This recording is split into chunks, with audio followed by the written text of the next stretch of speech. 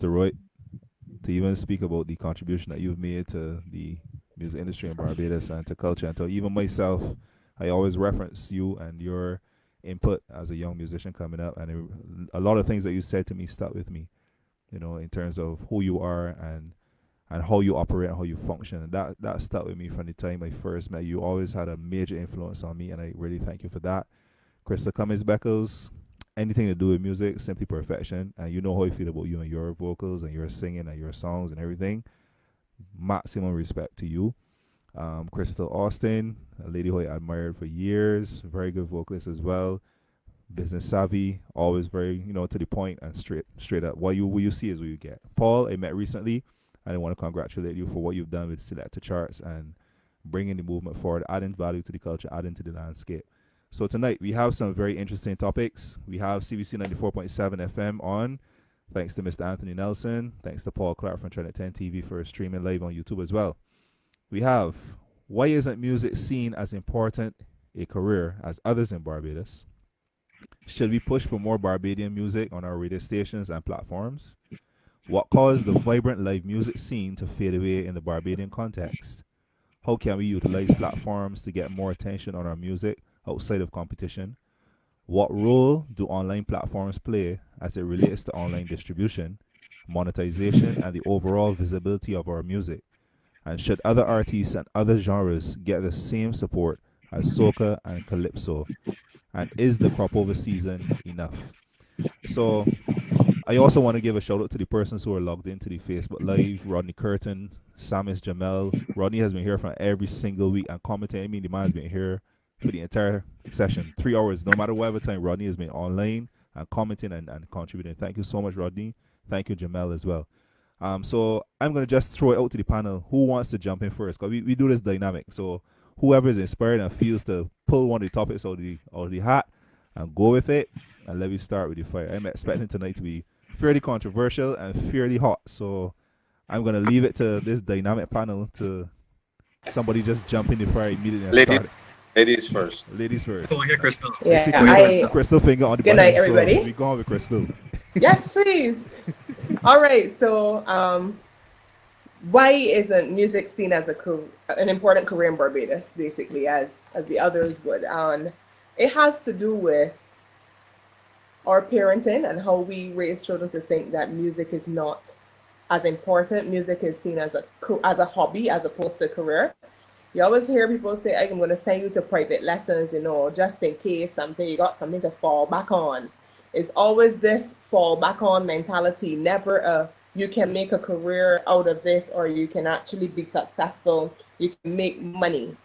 Because I guess musicians were always seen as the ones who just gig.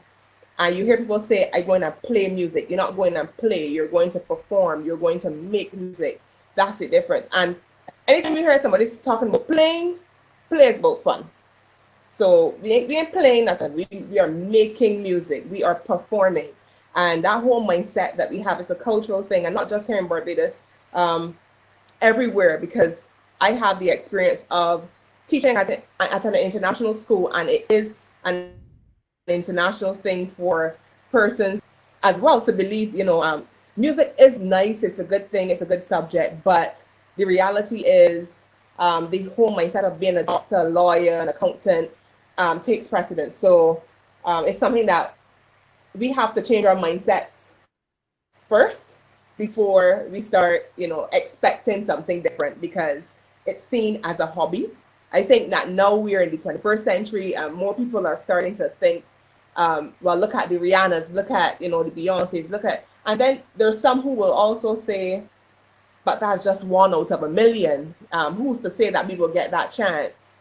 But if we start teaching our children that the business behind music can actually work for you and not just playing of music, if we start to get them to think business minded, have that business mind towards what they're doing, I think that we can change that mindset. We can change the whole hobby, do it just in case something don't work. You can gig on the weekend, but during the week, make sure you put on that suit and that tie and go inside the courts or go inside your office and do your accounting or whatever the case may be. So we got to change your mindset, but that's the cultural thing, I guess. Okay. But I thought the actual mindset had changed. So maybe I maybe I'm somewhere else.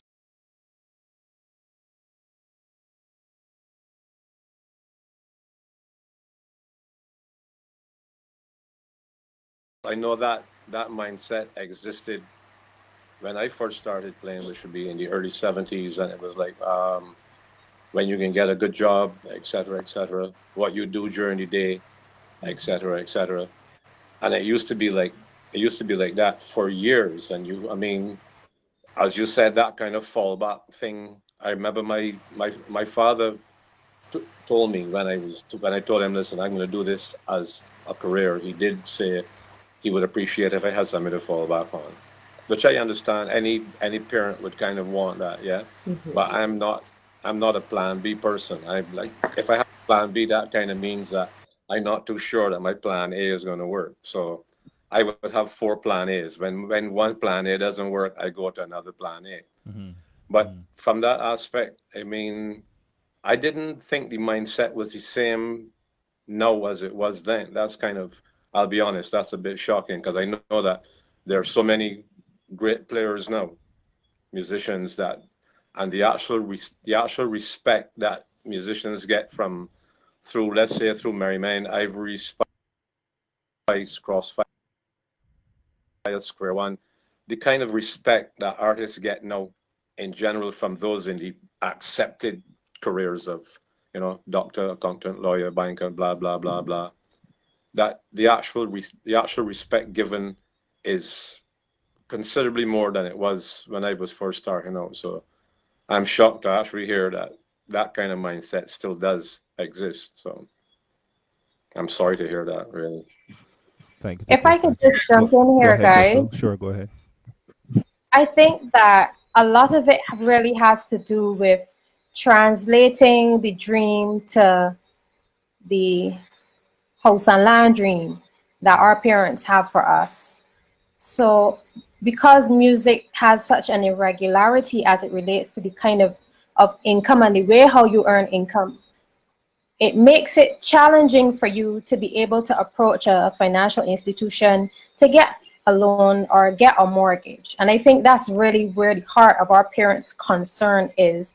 Not that they don't think that their kids are talented or that they are unable to make money from it, but to the extent that they can then go to a financial institution or credit union and say to them, okay, well, look, I have 5 gigs a week, making $300 a night. I would like to get a mortgage. And translating that, I think what needs to happen, Crystal mentioned it just now, we really need to spend more time educating our children, not just about going after their dreams with abandon, but really helping them to appreciate how business operates versus the day job that most people default to. Even many of us in the sector have found ourselves, well, not all, but many have found ourselves having a day job because we realize that it is a door opener when you try to get that financing as opposed to the irregular income. So we really need to educate our children on how to manage themselves financially as entrepreneurs and as businesses, how to move from just registering a business name to incorporating, and how to move their money through the business to be able to create a track record and a credit history so that when you do approach these financial institutions, you can speak their language. So Mm-hmm. it's not so much that it's not a good and viable career, it's that there's a disconnect between that and how do you mobilize versus what everybody knows. You get a day job, you carry a pay slip, you know, a job letter, and more than likely you would get through, especially if you got a government job. But as an entrepreneur, we are not so schooled as a people on how to navigate. So I think that's really where the disconnect is and where we need to start energy to helping our musicians and our upcoming entertainers as well understand what it is that they would need to do to make themselves presentable to a financial institution, and not just to get a mortgage if they want to expand their music business and put some foam in the bedroom so they could do some proper recording and invest in some good speakers and a good keyboard and these kinds of things. We need to be able to speak the language of the bankers in order to be able to do that. I'm so glad you And said that. I didn't but want. that won't change the actual banks. I'll be honest, because even recently, banks and financial institutions have this mindset that if you are an artist, you don't have a job, because their perspective of it is that you work. Let's say you're a hotel band or an artist, and you work 4 or 5 nights a week. That you can get fired from one of those jobs at any point in time, and your income from that job is gone without the actual loans officer realizing that he could wake up Monday morning and realize that he fired as well. So the actual mindset, I don't know if like everybody that I know runs themselves as a creative artist as a business, because I think most of the serious players do that now. Everyone I know. It's only the actual youngsters that are coming up that would need that kind of understanding, yes. But getting finance from an institution, I mean, having a day job means that you're not really a professional at that. Unfortunately, that is the actual truth. You don't have the time to actually focus on your practicing career, et cetera, et cetera, et cetera. So So that's a let me very speak for the young difficult people. area when you talk about accessing finance as, pardon? Yeah. Let me speak for the young people. I think is a very economic issue. It's Yeah, a case where like a traditional career, there's no guaranteed income at the end of the week. For correct. young people to convince their parents that they want to do a career in music is very difficult. Careers in music is a very challenging industry. Musicians, there are more people that actually end up being professionals. Like if you actually put percentage ratio, is a vast minority. And as long as it is like that, parents are always going to be very cautious of letting their children grow down this route because there are very few mermen, there are very few crossovers. Those people are the top of the bracket, and not everybody's going to make it there. Otherwise, you're going to be working shows if you can, maybe once a week, twice a week. If you find a group that you could perform at a hotel, but there are not many opportunities, and it's the economic reason that I think is holding back people's perception of the music industry here. I want to bring something to the table where both Crystals brought two opinions that kind of mesh in a sense, because on one hand you have an industry filled with persons who may not necessarily understand the business side of it and how to be business savvy, but you have the talent, right? And as Crystal said, people that say, "Oh, you can play a little music here," right? But you have someone like Mr. Roy who I know understands the business side, and he was able to apply that. And earlier I said he mentioned things to me when I was younger, things like how you dress, your aptitude, how you approach the music, and also how you approach rehearsals or even gigs. I know John remember those conversations, like when we were first playing in Jegna, you say ensure that you're on time. Those little things make a difference to a band leader for him to say, you know what, I'm gonna hire this young man just because of his acumen, right? And if persons don't have that business acumen, you don't necessarily have to be the best. But the fact that you understand business and you realize, you know what, I can have several income streams in this industry and still be able to make a viable and lucrative career out of music. So I just want to throw that sprat at John to ask him how he was able to marry the two, that business minded approach, and then utilizing his tremendous talent to go full time, probably from the time you left school, right, John? Just after, I Yeah. actually, there was one period where I did fulfill my father's request and I became a computer Computer programmer, programmer, right? Remember that. which was very fortunate because it was at the exact same time that keyboards went all digital and, everybody had to program. So you would buy a keyboard and when you played the notes, nothing came of it. You had to tune the waveforms to make piano tones and everything from scratch. But from the start, I knew that the only way that you could do it was to do it on a full-time basis. And finding out that the live gigs were paying for that time, they were paying okay as such. But there are other avenues that I worked out that you could go into, which and I think my main source of income, I think, throughout my career, apart from playing live and touring with major artists and stuff, was jingles and advertising. And from that aspect, I am a registered company myself. Was from like the time I was maybe 19 or 20, I can't remember, around there. Mm-hmm. And you had to you took it seriously. And when you went to people, and like you said, you may not have the standing of an accountant or a lawyer, etc. But when you tell someone, okay, but we write a check to so and so company or limited or whatever it is, and they see that you are taking that aspect and looking at the actual career in a professional manner, then that's what changes people's views. I don't think the actual financial part of it, because they do. I mean, I've had one bank lend me money in my entire life, yeah, and that was not when I was young either. So like as Paul is saying, he's so right. I don't know how y'all getting through. It's really really hard.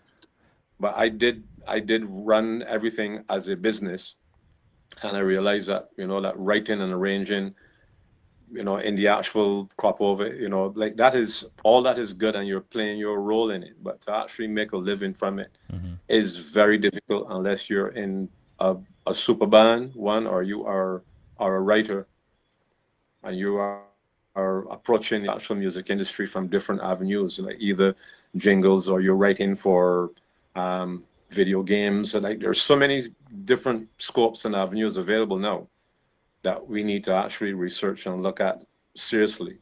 But like, If you figure that the guy who wrote Mario, yeah, he's like that series made him like over $3-4 million US. I'm glad you said writer because I want to come at Crystal Cummings Beckles now, because as an educator and a songwriter, and I don't want to suggest where you work, Crystal, but you're an educator in a different kind of an environment, and we've had discussions here. And we've always said that the other jobs in the industry are not shopped as attractive, and this is probably what's contributing to the fact that music isn't taken as seriously. So I just want to know your view from that particular environment, how those kids see the music as a viable career, and is it shopped to them as something that is lucrative, and your role as an educator in terms of giving them that information, giving them that knowledge, and how do you function then as a writer? Okay, so it's really different And just mute your because, mics, as guys, you if you're not talking. mentioned, my students are. Pardon? No, I meant the other contributors. If just mute their mics while you're talking. Yeah, go ahead. Okay, so in my case, it's kind of different because my students are usually here for about 2 years, 3 years maximum. Some of them may stay a little longer depending on the parents and contracts and stuff like that. But also the curriculum is different in terms of it's more creative and more student led. So it's more about what they want to learn, more student inquiry happening. So some of my units, I get to teach a lot of writing, position, so things that they want to learn, as opposed to following a particular syllabus that says, you got to do grade 1 in first form, grade 2. It's not about that. So it allows them to be more creative. Some of them do diploma in music, and they do carry on and do music at universities all around the world. Do they see it as a career? I do have 1 or 2 students who have made it in their respective countries doing a solo artist, either guitarist or vocalist, but it's still embedded in them to do something like become a marine biologist or something else, and still have music as something to fall back on. However, it's not as much as I would have experienced when I was going to school. Or what I hear coming from some public schools right now. Like children definitely want to do music, and sometimes music and art is all a child may have, and some parents just don't see it. They're still seeing it as a side thing. But my experience would be my students get explore. They're basically taught to be thinkers and explorers and be balanced. So having music in any form is something that's encouraged. So I get to experiment with my writing. I encourage them to enter like NIFTA and anything that exposes them to our culture, because they would be international students who don't know anything really about Barbados. So I expose them to our culture. The units that I teach also would be things on folk music in the Caribbean, folk music in Barbados. So anybody who comes through me at this school would know who Gabby is, who Plastic Bag is, who Eddie Grant is, because we study these people and I make sure that I expose them to that. If they take it with them to work, I don't know, but I can say that while they're here, that's what I expose them to. So they expose. So is there, so they understand at that particular level. All right, so I want to. I didn't get that because it was at Harson College. We had a music program with Janice Millington. I was one of the first ones through it, and Andy, I know I couldn't believe that she did anybody after me. That's that is true. But that music program gave birth to professional musicians: Nicholas Branca, Andre Wood, and Boo Husbands. So I mean. And I know that a lot of the really good players now also teach at schools as well. I know Randy did, Lowry, Bernard, Ryan Blackman. So I mean, I think it's a little bit of both, because I can see that it would still exist, as you say, Crystal, for many people. Like, I think it comes down to the actual parents going, do you really think that you can do this? And I was very fortunate that my parents said, because I was playing in clubs when I was like 11 and 12 years old. And that was ridiculous to think of, because I wouldn't let my children do that. So it does come down to think if your parents are with it. And for those of you who are educators in music, I mean, I tip my hat to you all, because, you know, I've spoken to Randy on many an occasion when he was at Parkinson, I think it was, and I've spoken to Lauriu, and he's at Foundation, and I've been down to play with Ryan at St. Lucie Secondary, and I know the challenges. And when I think of that aspect, especially Ryan, I know and I use these words intentionally, he has saved many lives at that school through music, and a lot of the kids went on. He used to bring them to come and hear the actual Boogie Night Band playing, and so that they could see that there were people who took this as a job, you know, on a professional basis. And I know he has students that have gone on to play on cruise ships and are doing well on the hotel circuit and stuff. So I do honestly tip my hat to you, Crystal, and all the others who are doing it, because I know you all are doing it from the right place in your heart. And maybe that's where the change is going to come, through you and those other ones. Randy, all at you too, bro. So.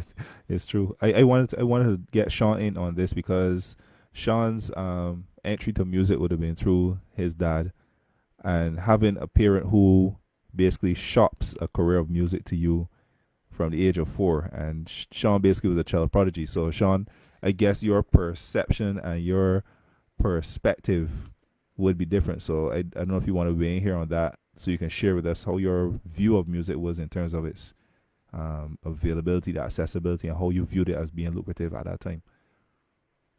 Good evening, everybody. First, let me say I am not, or was not, a child prodigy. I practice every single day very hard to get where I am. If I woke up one morning and without any kind of practicing or assistance, and then was able to play concertos, then I might consider myself a prodigy. Then you'd be a musical savant. You'd be a musical savant. I work very hard. It was kind of funny, because my father is a true creative, a very hands-on person. So I had the experience, not just in music, but just about critical thinking and creative thinking from my father, whereas my mother would be the person to say, take up a book, you know, do your homework, get behind me with the school stuff. So it was kind of interesting. I actually never thought of music as a career or something to do for money as a main source of income until very late. and that says something as well for the system that we come up in, that you're going to school and the main focus in primary school was common entrance, that English math. Music was something that I used to do with my father, and that's how I used to think about it. It wasn't, this is something that I will do and make a whole set of money and be rich and buy a jet, you know. That was not the thinking. Even all through school, secondary school, it was academics. It was, music. Yes, you're good. You just do this. You just play it. I mean, ain't classical music. You're making money in classical music in Barbados. So that was not even a thought, like I'm gonna make a career out of this until very late, until being exposed to the culture at community college and understanding that this really is something. I think my first, I would say, true experience making money from music was in a calypso tent at an age where I wasn't even supposed to be in a calypso tent. I was 14, 15, something like that. And I mean, back then, calypso tents weren't watered down as it relates to jokes and lyrics. It was hard, like you're seeing the children in the calypso tent. And it was that experience that, said to me, this is a real thing. Like, people actually coming out. And that was a time when real people used to come to see tents. I mean, like 4 shows a week for about 8-9 weeks. So that was an eye-opener for me around 15. And then going through BCC for those 2 years. And then the soca bands and going all over the Caribbean and doing different carnivals. Then I was in the entertainment department at Ammon. That is really where it started. Not when I was practicing the rudiments and the skills and doing the ABRSM exams, and I didn't thinking as music as a career back then. And sadly, even though it is changing somewhat in the secondary system, sadly in primary school it is pretty much the same mentality. Like, this is something you do as part of your holistic education, but it's not a focus, a main focus. It is not a core subject, they'd like to call it. Sometimes you're lucky if you see music show up on a end of term roster for primary school. That's red, but it's changing. I don't think it get there yet. I know for sure it is definitely further ahead in the secondary system. And because the secondary system is funneling a lot of students into BCC. When BCC first started, it was mainly people who were working already as a musician who was in the job. And then as the years progressed, you start seeing people coming straight out of secondary school into the program. So I see that as a plus. And then those persons who left BCC going into teaching and performing and stuff. One of the things you said, Randy, though, that really struck me was that this whole idea of day job versus musician, and as it relates to the corporate world, it is so funny because there's something I've been saying for a long time, and the experience that we had with COVID-19 for the past few months almost solidified that in my thoughts, that if you go to school and you get a so-called good education and you go work for the man, and then you get you get a good job, you get married, you get children, you get a dog named Spot and a big house, and you're paying your mortgage. If you live that life, you basically set up yourself with one income stream. Anytime that something happens to your day job, you lick up. However, in music, if the hotels close down and you can no longer perform, you can have an online concert. You can write music, you can arrange, you can still do things to make money. There's so many different income streams from music and the creative arts that don't necessarily exist as it relates to multiple income streams in these so-called day jobs.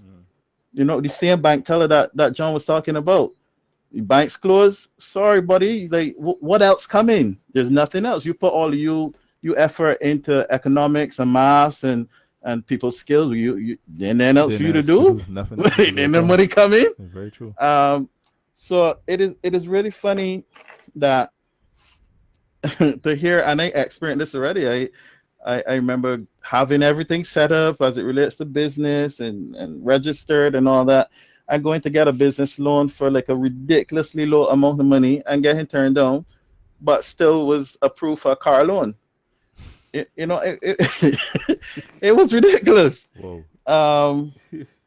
So it's just funny because even though I understand what the mentality is as it relates to you have a gig at a hotel or a nightclub or something 3 nights a week, that can go from 3 nights a week to not having a gig there for about 4 months, depending on how the tourist market looks. Yeah. But they never thought, like maybe you're not performing on stage, but now you can write some songs for artists in the soca market. Maybe you can do scores and arranging. Maybe you can write a film score and have it in the next James Bond. There's so many possibilities in this field that are, I know, it's almost like a myopic view when it comes to the corporate world. Again, as you said, though, Randy, we need as creatives to start thinking outside of our skill level in terms of what we sit down in the practice room and practice. Yeah. So, as you mentioned, getting to rehearsals on time, being prepared for rehearsals, showing up to gig in the right attire, at the right time, at the right place. I always find it funny sometimes when people say they couldn't make rehearsals because they couldn't get a ride. I'm going like, how stupid is that? You can imagine, Master, he can show up to the bank teller because he ain't got a right to work. Like, that's ridiculous. I remember working at a hotel and people had restaurant staff leaving at 11 o'clock at night, got to run to the bus terminal to get the last bus, and then back there in the morning again. 7 o'clock, breaking early. And we both here talking about, man, I can't make that rehearsal, or I can be an hour late or whatever, for foolish reasons, really and truly. Musicians, they feel like they can't catch bus, or but as it relates to education, as it relates to changing our mindset, we got a long way to go in getting the public to see music just as important as any other thing, not only for your own edification and to build character and stuff as a person, but also as a viable income stream. We got a way to go.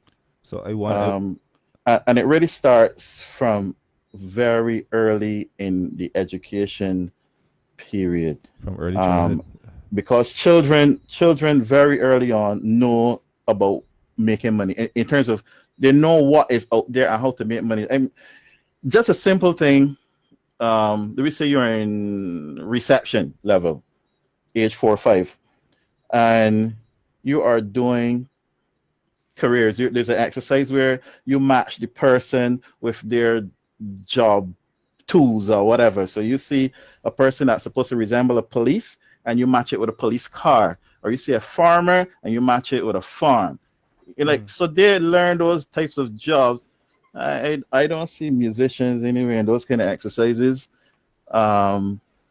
It's really lacking, and so to get this whole idea of music and musician, not just music and musician, but creatives in general, whatever you're doing as a creative, even carpentry, it's right now carpentry is still looked at as one of them things that you do if you didn't really do much at school. Yeah. And that's ridiculous. Class, go in this class here. But you go up on a job, you watch a man building cupboards, Randy. I can't do that. Like that's ridiculous. Like watching this man cut this thing and it fit and you don't see the seam and all kind of thing, and the man got like these joints lined up and how to. My man, that's something that you do that they say you do, when you're not that good at school. We got to pass this mindset. And yes, John, it still continues. Like I said, for the later ones, for the ones who are late teens, it's a lot of acceptance, no. But the ones that are younger, nah, we still got enough work to do. That's very Yeah, true. for sure. So, That's very true. For sure. When you have primary schools and music is not in every primary school, you know that's a clear indication of how much they really care about music, you know. right. Let me jump in there because I ain't primary school. So Sluggy. let me jump in there. Yes, please. Yes, Yes, please. please. Someone was saying something Hold just on, now. Sean. Let me answer, Sean. Yes, please. Sorry. One of the crystals was saying something just now. I heard a female voice. No, I was just saying when he talked about the primary schools, I was just about to say that in primary schools too, you got the PE teacher teaching music Yeah. and no real musician there, you know. So then it's confusion because the PE teacher not In saying that 2020, they John. don't know what's going on, but in some cases they know what's going on, Yep. and Right. they're only able to John. teach every good boy deserve food and face, and that's it.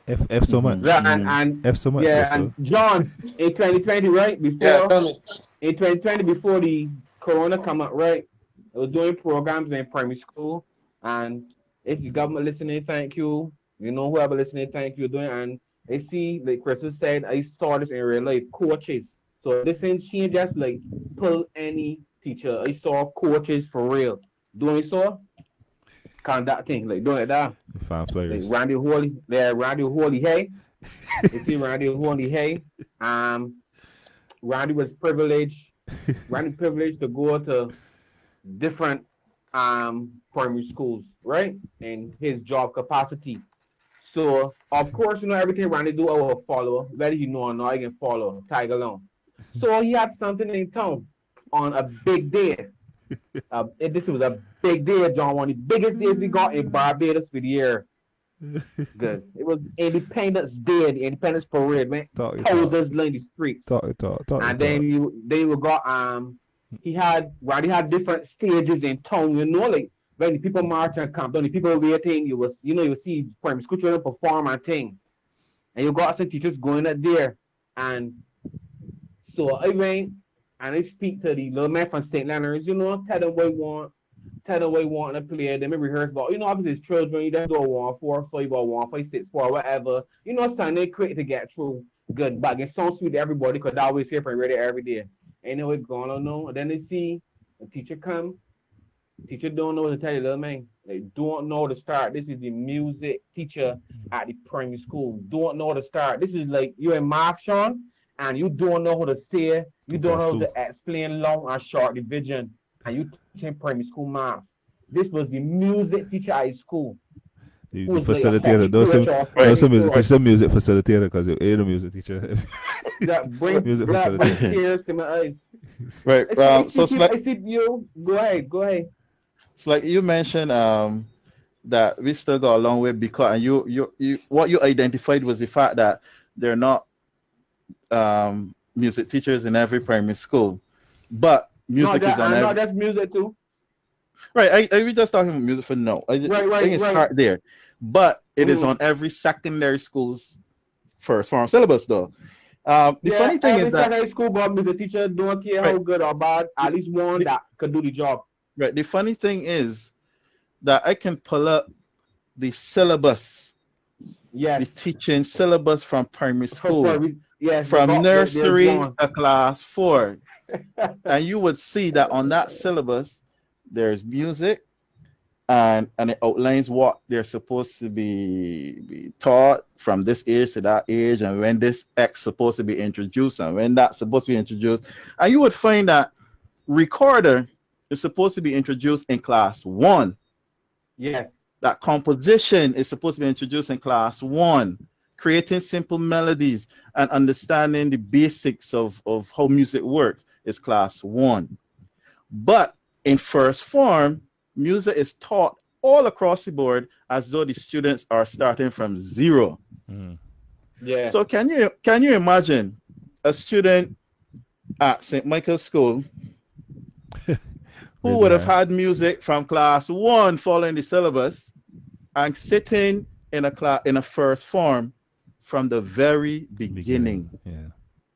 It was it possibly would be torturous for somebody in that environment. Yeah, obviously there are others that come in from schools where music was not taught, that the teacher is forced to start from the beginning. But that is a breakdown in some kind of system that for years and years and years not addressed. There's no standardization, whatsoever. So, and you said something last week, Sean. You said something last week. It's not just that you're doing this because you expect every single music student to be a great musician or solo artist. That's not it. Lazy music helps so much little men that don't do music. Exactly. I met at Parkinson through Randy and through Youth in Spotlight. And some little men that was hard to join the army, in the army for years. One of the little men that I met through Randy, is a lawyer.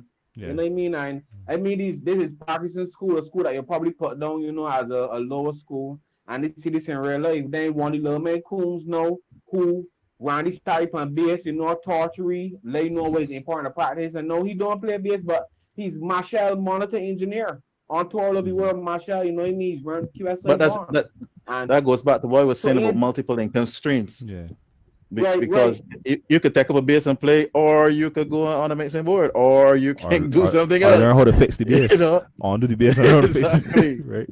So I wanted to step up to the side a little bit. By that note, Randy, though, before you go, I can tell you this. So, John, Mr. Roy, you were in that regard the 10,000 times better now, because as in my little years on earth, from primary school to now, say 20 years ago, 27 years ago, it's far better. It's far better, but for a certain age group. Yeah. Yeah. So I wanted to step to the side and get Paul involved in the discussion here. And throw one of these other questions that we have on for tonight. And that question would be, it actually would, or it encompasses both John and Paul, but I'm going to let Paul answer first, because I think John can speak to, both of y'all can speak to two sides of the spectrum. And the question would be, how can we utilize platforms to get more attention on our music outside of competition? So Paul is the director of Selector Charts, a recently formed, how would it describe it, Paul? Distribution online platform? Yeah, it's a music streaming website. Right. Think of it like YouTube. Right. It started for local artists. The whole idea was to give artists of all genres a fairer chance to get the music heard, because as you know, Barbados is soca around country. Now it's soca country. So during the summer, that's what we push. But there are dozens of other genres of music that don't get the shine. So I thought in 2012, when I was doing my degree in school, why don't I make this my project to develop a website that could give all artists a chance to shine. And that was in 2012. Right. And the industry has just grown and grown to the point where now in 2020, digital music and streams has long overpassed physical sales of music. CD sales no longer matter. People are hardly even paying to play songs digitally. So artists right now should really be should really be having their music ready and prepped to be available online for people to stream. And not just have it online, but have it registered. Have it registered with CostGap, if not CostGap, other society that could give you ISRC code to have your music tracked. So when it's played on the radio or on YouTube, on Select Charts, you can actually make money over a long period of time called royalties. I want you to dive into the ISRC codes there a little bit more for the persons who are listening and may not understand what. Because we did that a couple of weeks ago, but the fact that you are here and you are the developer of a website who will now engage those ISRC codes and I guess not make them available, access them and ensure that the royalties are distributed accordingly. Explain that to the persons who are listening and young musicians. I know there are a lot of them here, young producers who are listening as well, who would need to understand that. Right, so ISRC code is basically a code that is embedded in the actual MP3 file. By the way, I didn't develop the website. I am the creator and the founder of it. It was developed by websites.bb. Big up those guys in Hastings. That's family there. So codes are basically used to track the plays of your song. Correct. It's called the international standard recording code as well, just so that people know the actual meaning. Correct. Go ahead. So if you're on selectthecharts.com, or if you're on YouTube and you're listening to a song from John or Crystal, um, as long as there's a code there, after a certain amount of time, 3 seconds or so, it's gonna track and say, okay, this song belongs to this person. It's written by this person, it's produced by this person, and it's gonna record that as a play. That play is then gonna be sent to recorded, and then from the corporate society can then be used to actually give you revenue from your streams. So this is very important for artists to have this understood, because a few years ago, even in 2017, when they first started Select the Charts, there are many artists that were still pumping out their music on YouTube and all the platforms out there without any codes or any way to track them. So they were making zero money from all the hundreds and thousands of views they were getting online. Unless you're assigned to, or unless you have a distribution company working specifically for you, because the distribution company is still able to track those uncoded. Most young people unfortunately don't know about all these things. It's not becoming much more of a standard knowledge to have these distribution companies. Yeah, and John would have had the experience with World Records now, with distribution of physical records to CDs, and I'm sure, John, you are still involved with digital distribution, right, John? So I would want you to share with Paul and your knowledge. I'm out of that, but as Paul says, having the code embedded in your songs, if you don't have that, then you're basically dead in the actual water.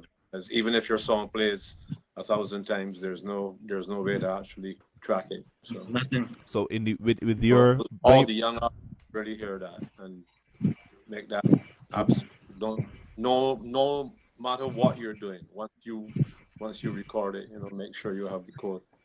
I think this is a really great time to jump into the next question on your list about the local airplay and whether there should be quotas and so on. I think that's what we're reaching for in that question. Yeah, what role do online platforms play as it relates to online distribution, monetization, and the overall visibility of our music? So we can kind of tie that in. I wanted John to kind of explain how it worked back then in terms of distribution, and really knowing what was sold.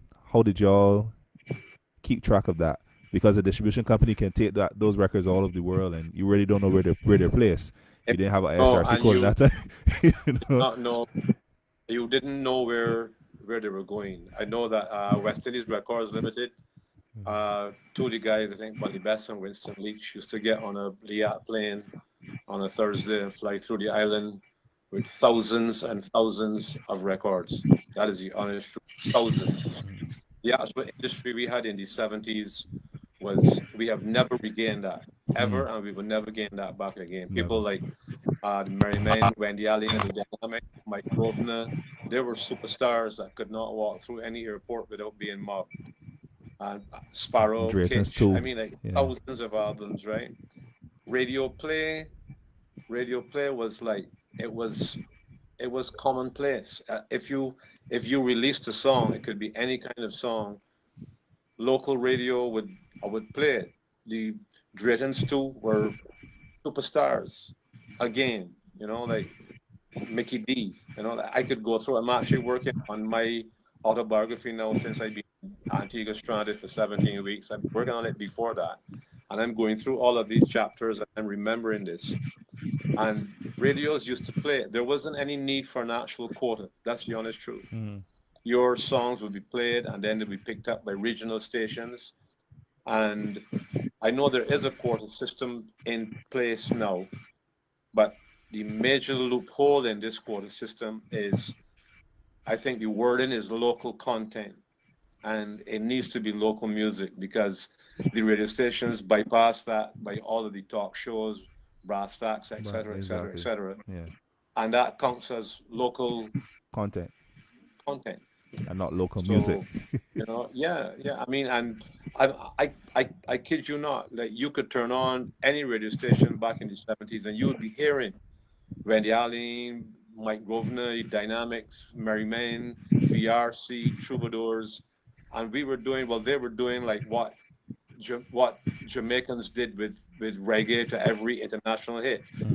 A lot of the bands were doing spooge to all the international hits, and radio play, like you didn't have to ask a DJ to play or change your song and to put the DJ's name in it and all that kind of nonsense. And do plays. So you could get a little bit the radio play. DJs played the songs because the songs were good and the songs were hits. Were there DJs or were there announcers at that time? Is there? That's Yeah, yeah. great point. There were. I think every station still had its own superstar or two superstar radio DJs. You know, yeah, Right. absolutely. So Paul, in terms of the monetization, the visibility, how do you see yourself in that role in terms of accessing the music, or rather showcasing the music on your platform and making it available for the world?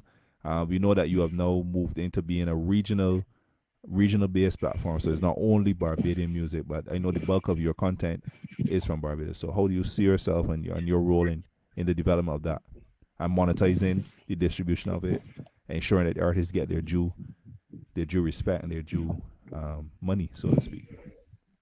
Right. So actually, Selected Charts launched in 2017, but I was actually talking with Cost Gap at least a year prior to get them on board to understand what I was trying to do, because it's actually the first website for Caribbean music from the English-speaking Caribbean. Mm-hmm. So it's kind of first of its kind of thing, and at the time, it's kind of confusing to tell people put the music online for free on this website, just in general. But if you have the code, you can actually make royalties over time.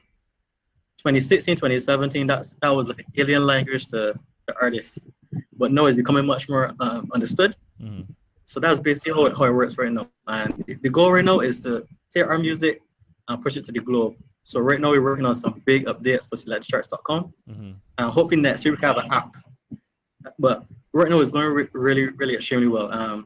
Artists really need to consider get their music ready for the digital future, because that is where it's going. Like it or not, COVID has shown us that at any time you could just lose the opportunity to go outside and have like performances, because that's where artists make the majority of their money. Actual shows and performances where artists actually make their money. But now we have to start considering the long term. You know, in 10 years, how will I make as much money from this hit song as possible? Well, you have to have your royalty set. So it can be purchased as well? Right now it's streaming, because people do not buy music. People don't buy music. Yeah. Piracy has destroyed that sector of the music industry. And streaming services is really able to reverse it. Napster started that, yes. And then so people expect the actual music to be free. Yeah. And I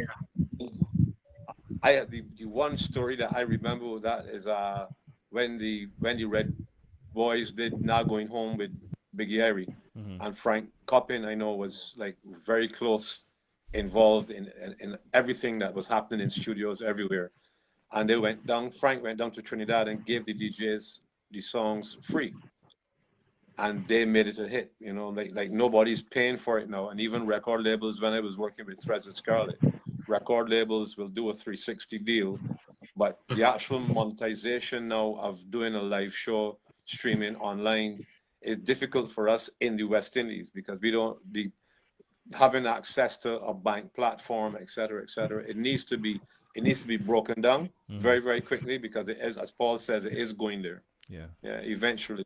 So when you see like Andre Woodvine doing this stuff, and you either have a PayPal account, or if you want to have banking linked into your live performance online, you need certain platforms that if you want it to run really speedily and stuff, you have to spend a little bit of money on it. But the actual monetization is our challenge now.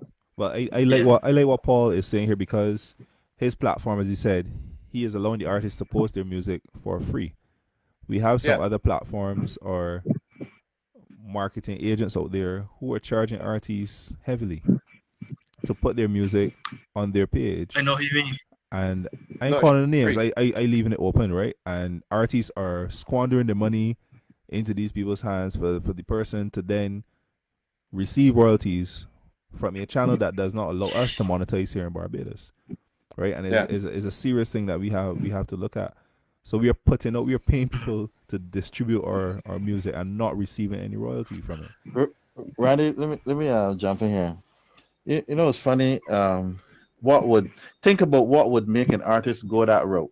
But while you're thinking about that, I remember being in a Roger Giddens class. It was portfolio class. It was an actual class, and he said he's going to give every person, I think it was 10 tickets or something like that. and his idea was, if you, after 2 years of honing your craft, cannot get 10 people to pay and come and see you perform, like, what are you really doing? What are you really doing? Yeah. You know, if you can't sell 2 or 3 tickets to get people to come and see you, then you're not doing enough marketing on yourself.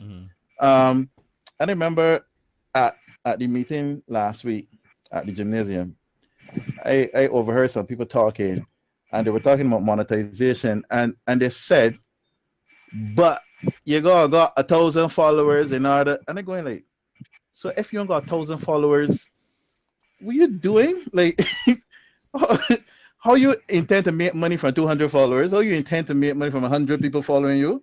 Like, how, if you're an artist and you can't reach that 1,000 follower threshold, something is wrong with your marketing. It's kind of like Shafet cannot sell 1,000 chicken sandwiches. There's something wrong, you know. I want to jump in here because one of the things that I think we are taking for granted here is that a lot of us have experience that we've gained through default or through deliberate effort to research and learn these things. But I saw Elder Gilbert Rowe drop a comment in the stream there about the business of music. When we are done teaching music, who's teaching the business of music? And I feel as though there is not a central place where you can go in Barbados, maybe in the Eastern Caribbean, in the English-speaking Caribbean, to learn the business of music. When I was considering being full-time in music, I found myself not only doing vocal training and so on through what I consider to be international systems, but I found myself signing up with the World Intellectual Property Organization to learn electronic commerce and intellectual property law. And to understand the business of music, I went on Amazon and I bought books about the business of music to help me to understand how copyrights and related rights and royalties and all these different things were distributed.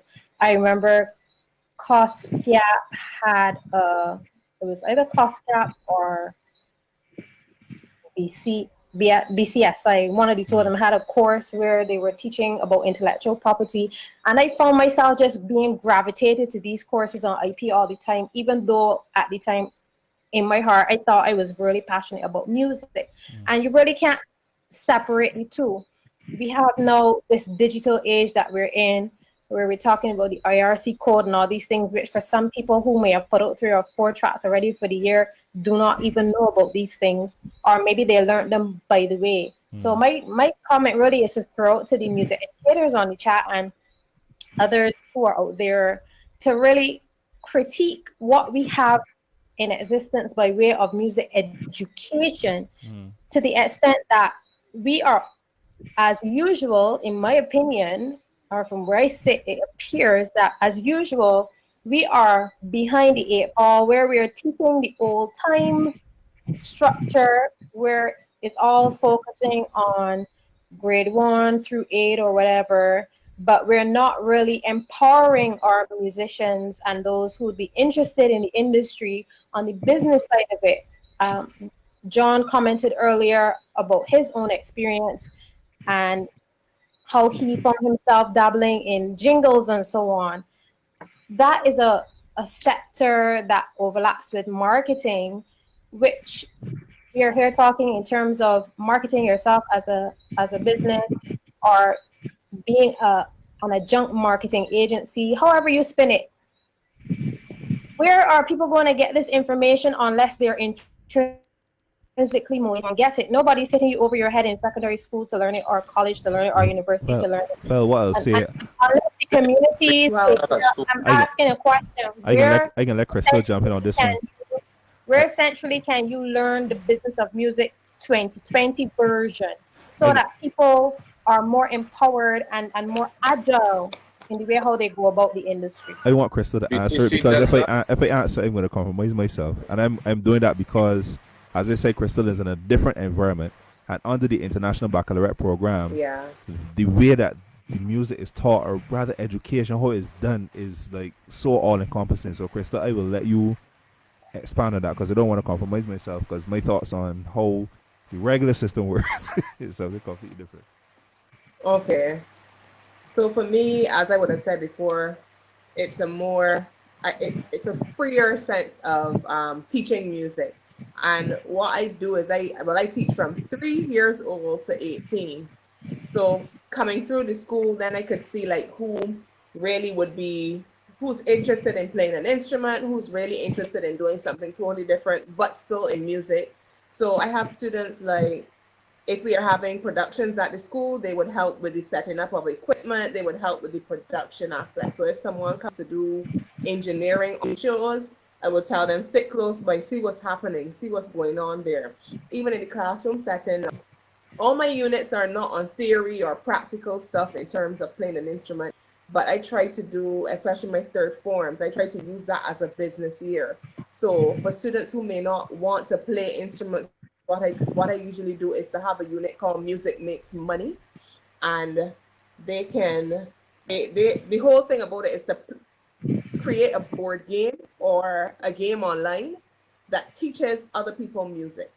So they get the idea, they have to pitch it to the business management teacher. So you have to brand your game, you have to package it, you have to make it. So this game, this unit actually is it's kind of across two or three different units where I have the business management teacher involved as well as the design technology.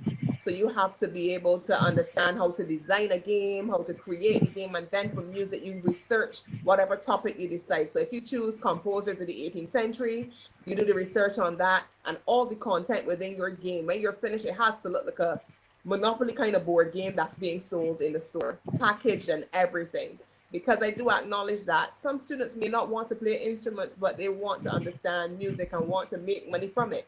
So I kind of show them how it works. And then for another unit, they do music is the business, where they look at building a festival, a 7 night festival anywhere in the world.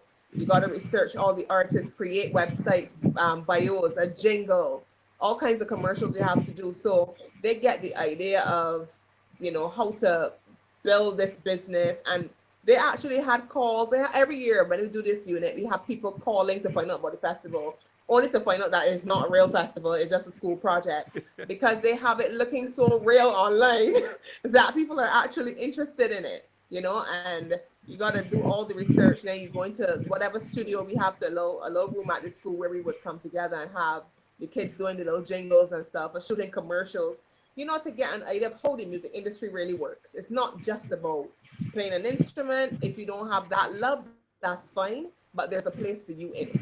So, as I Very said, true. my situation is a little different. My classes are Very smaller different. as well. So the things that I could possibly do with them, another teacher at a different school won't be Won't able be. to do effectively with 30 plus children. And I So witnessed it for my myself, and situation is I a bit was different. absolutely blown away.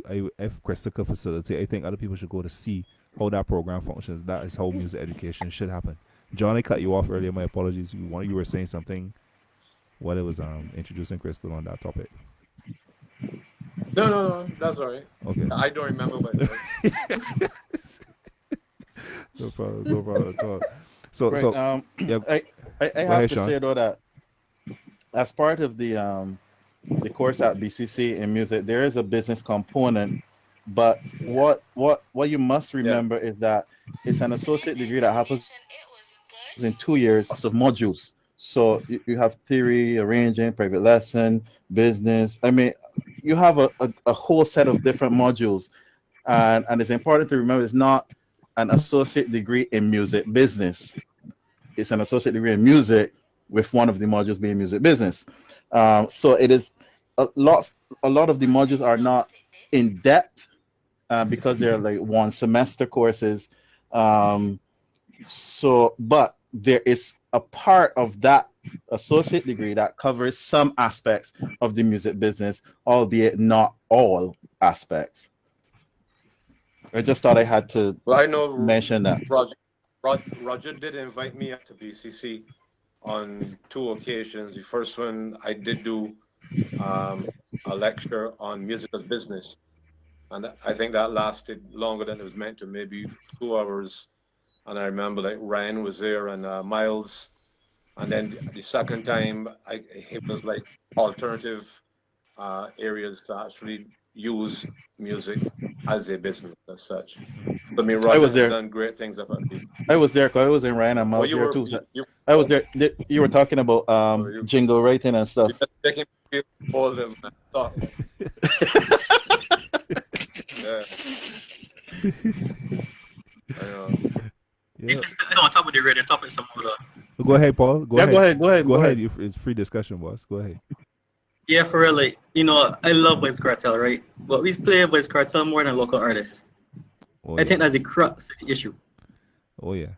All right, you You get to the play meat now. Kenny G more than Arthur tapping too? Yeah. Come on, man. You gotta do better. Is the Barbados, truth. come on. Is the truth. But where does I've it been in stem? meetings, I've been in meetings too, and I've heard the amount of royalty that's paid to people outside of Barbados compared to Barbados is exponentially times more. I know You Sluggy pay gonna out to jump people in that here are now. not Yeah, legit. I know Sluggy already know. This Sluggy topic here though, so Sluggy ready. No, that's Sean Justin we play Kennedy more Arthur. Yes. Go to That's not Costcat. really not true. Go to Costcat. Costcat has a breakdown of the list of basically like a running list Sean, of Sean, plays and that kind of Sean, thing. Mm-hmm. Sean, Hey, listening. I am in no way defending the amount of local music is played because I curse it the most. I left a great job with enough money. I shut off friends, stopped speaking to people in the industry because I might push. So that way mean, but we don't play Kennedy anymore around here. You making sport. You better don't let Andre Wilburn hear you call that name. I want you to know, right? You mean CBC? You mean CBC TV?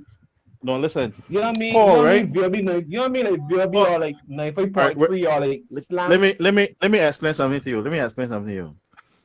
I can first tell you my experience with a project I did, and then you could pick Saints from that. No, I did a theme song for a radio talk show, and this theme song was not played in its entirety. Probably once or twice for the whole season in its entirety. Mm-hmm. It would just play at the beginning of coming in from a break or going into a break. Probably about 5 seconds, 6 seconds. But every single time that theme song was played, it was logged as a play. No, there are shows that happen on the radio that the particular host use theme songs from artists, international artists, and they just play a few seconds of it. But often, no, I hope you could pick Saints from that. No, I lost. You got me lost there. You can't. I know, but you can't be lost. I know teams. I know team song you mean, and I know you mean fireworks, and I saw fire and right. That's mine. That's mine. And I ain't talking about mine. Fireworks, like you said, I don't country. I'm talking about. And what you are saying is not wrong at all. So that way, you don't. I'm talking now about other shows. For example, yes. Let me call a show. There was a show called The Things We Do for Love. Oh boy. Right? You remember that show? Of course. And there was a theme song that would play over and over and over, going into the break, coming out of the break, and even during the show. Mm. Come on, that song is being logged as a play every single time. And those are things that locally really want. You making sport, John, man. Right back. There's a version of there's a version of Step in the Name of Love with Kenny G playing that dominates afternoon radio, and only a few seconds of the song. And Really people now? don't realize that all of these things add up and matter. So, It would so be to logged as a anybody, play. yes, it is recorded as a play. So for It would have anybody to. out there that in a studio right now, behind a computer and thinking about your next project to do some theme songs, yeah? Yeah, but most of the time that you do an actual theme song, Sean, that is logged as a work for hire. In all Yeah. honesty, It depends. It depends. As I tell you, I just unless mentioned they my steal own. it, unless they I steal it, I I there was just a news mentioned. that used to be used that was You a gotta Earth, Wind listen. and Fire song, introduction of Earth, Wind and Fire song Mm. for the news, and I don't know if they got paid for it or anything because I Right. don't know if copyright was that much in the But forefront I just of mentioned my those own folks' mind. situation, and I can show you my COSCAT statements. Easy. Um, you know, so I could only imagine that it might be a similar situation because I remember at COSCAP and I cannot remember what is the right name for it, but they showed me a list of who is at number one in terms of logged plays, and the Rotation. first yes, the first artist, the first local artist was at like number 13, and that was Lil Ray at the time. Well, Where Yeah. Costco is still 80% outside of Barbados. 80. I I But did yeah, next. I was just gonna say that I feel as though there is some kind of elephant in the room where this whole discussion is concerned because we are okay. Let's look at our position currently. Our economy shrank significantly during the COVID. It is not going to rebound within the next maybe 6 to 12 months because of our tourism dependency. Why would we want to be leaking foreign exchange in that manner? Makes no All sense right. to me. Yes, And Lucky, let me hear you it respond. also says to me that there's a lack of creative thinking because, for example, you are conceptualizing a radio show. I hear the comment about the jingle and how that every time it's played before, during the break, during the show, it's logged as a play. Okay, fine. So with that cognizant, I'm hoping that somebody's cognizant of this. Why not, before you launch the show, reach out to the local entertainment fraternity and get them to submit a recording to be considered as the theme song for your show. And in so doing, I talk in sense, but I feel like if I talk in Hey, foolish, listen, I could I don't want to share it, like but I conversation is sent not I common. sent an email. I sent an email to a host for that hosted different shows in different times of the year with suggestions of local instrumental replacements. Not just mine, other instrumentalists that had recordings. I mm. remember at the time 1680 had instrumental recording Bajan Routes. I can't remember the right name of it. Mm. But there were other instrumentals that I you know, and the response was the favorable response to it. It was like, yes, man, it's so good and blah, blah. Nothing changed. When Paul, you know, coming here, you telling me? Theme Paul? songs are Response. No, I was waiting till people finish speak. Everybody speak the same time. It's song way back on your radio. And I'll be listening to your radio what they're speaking to when I saw you know how bad it's song. So that way you see me so quiet. Cause you gotta be still mindful. I I'm gonna was be saying there. theme songs are 99% of the time I work for hire. I've written news themes for radio stations here, station IDs for radio stations through the region, Grand Cayman, some other islands, and they are always work for hire because if you were to sell them like if they want to use an existing song, then that's a whole different kettle of fish. They're gonna sign a licensing deal to use a piece of your song as their theme, right? But it'll still be a fee that you will work out because for you to track how many times that song plays. Like if I wrote let's say I did years ago, it was CBC News theme. So they're gonna play it at the start, they're gonna play it 3 times in the middle, once at the end. I can't track that 365 days a year for 3 years, or however much your actual licensing deal was. Mm. So it is a work for hire. However, if they take an existing song that you have written, then you have to actually negotiate that. And I don't. It'll be very seldom will it be on a play basis. They will go. We have a song that you wrote, Sluggy, or Randy or Crystal, and we like this song. We want to use it for our theme, and you're going to give them a one-time fee for a 2-year lease or whatever. And if they want to use it over, you charge a residual on top of that. But charging per play, I mean, I would love that myself. I would love that, but I've never seen that happen. So, I've seen it happen. well, whoever that is very, very lucky then, or they got in. So I wanted to step to the side again. And we want to ask this question. Oh, there's another question here that was supposed to be posed on tonight. But I also, before you do that, Question I want three, to acknowledge the topic persons, three. yeah, the persons in the chat who are really contributing. Gilbert Rowe, Mr. Peter Headley, who's there, Rodney, of course, Maria Ben.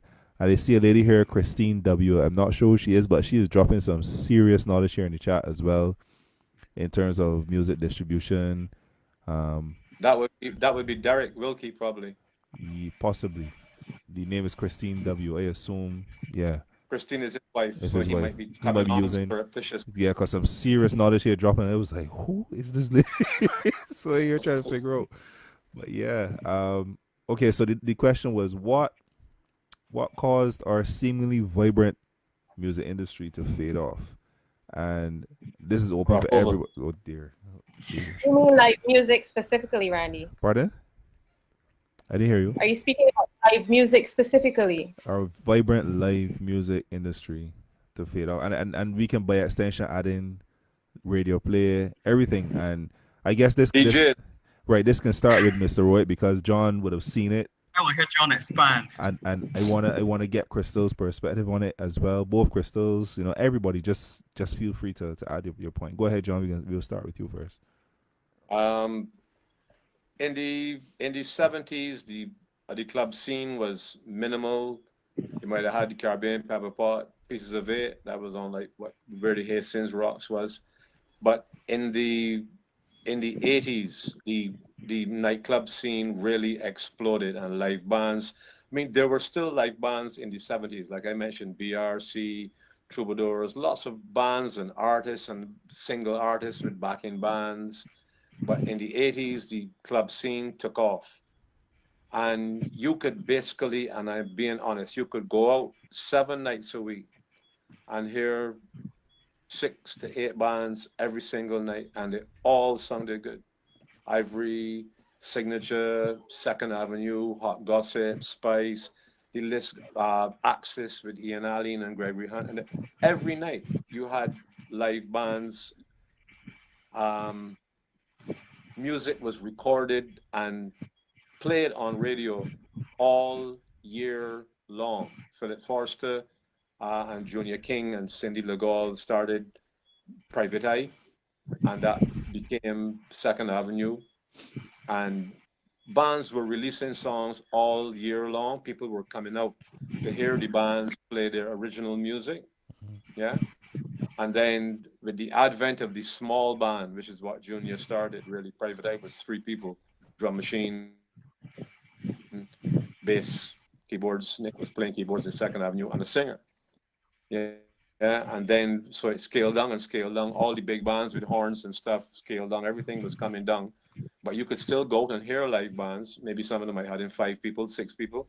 Axis had in five, Spice had in 5 or 6, Ivory had in 6. And then DJs came on the scene because like the money in clubs scaled down and scaled down. And everything was getting smaller and smaller and smaller and smaller. And then it reached a point where obviously it's cheaper to hire a DJ, and this is no disrespect. This is just facts here. To hire a DJ and pay less than you will pay a live band, and the people were like, well, okay, if that's what we get, that's what we get. And the irony of that to me is that right now there are so many incredible young players, right? Like back then, you had, you know, there were good players, but I mean, the crop of musicians that has come out of BCC is staggering. Let me just say it right there, straight up front. And there's nowhere to actually play, whereas you could go 7 nights a week in 6 different clubs, Shipping, Coach House, Harbour Lights, Warehouse. I mean, everywhere they had clubs everywhere. Caribbean Pepper Pot, Plantation. They had live bands playing everywhere. Now you have amazing players, and the only band I can think of playing in that kind of environment and running their own business like that is 2 Mile Hill. Mm. Lots of people know, lots of the bands get together as session players, joining up and doing a 3 piece here and picking a gig at a hotel there and there. But it's a whole different kettle of fish. And radio play had an influence on that, and Crop Over was a part of that because Crop Over took the entire year that music was coming out and condensed it into 3 months. 3 months. Then everybody started to focus on writing soca songs for the 3 months, and then the whole music industry went from a year-long thing down into 3 months. I could expand on that, but I have it in my book. So wait until my book comes out and buy it. I would love you to But expand just a little bit more because it it's really. a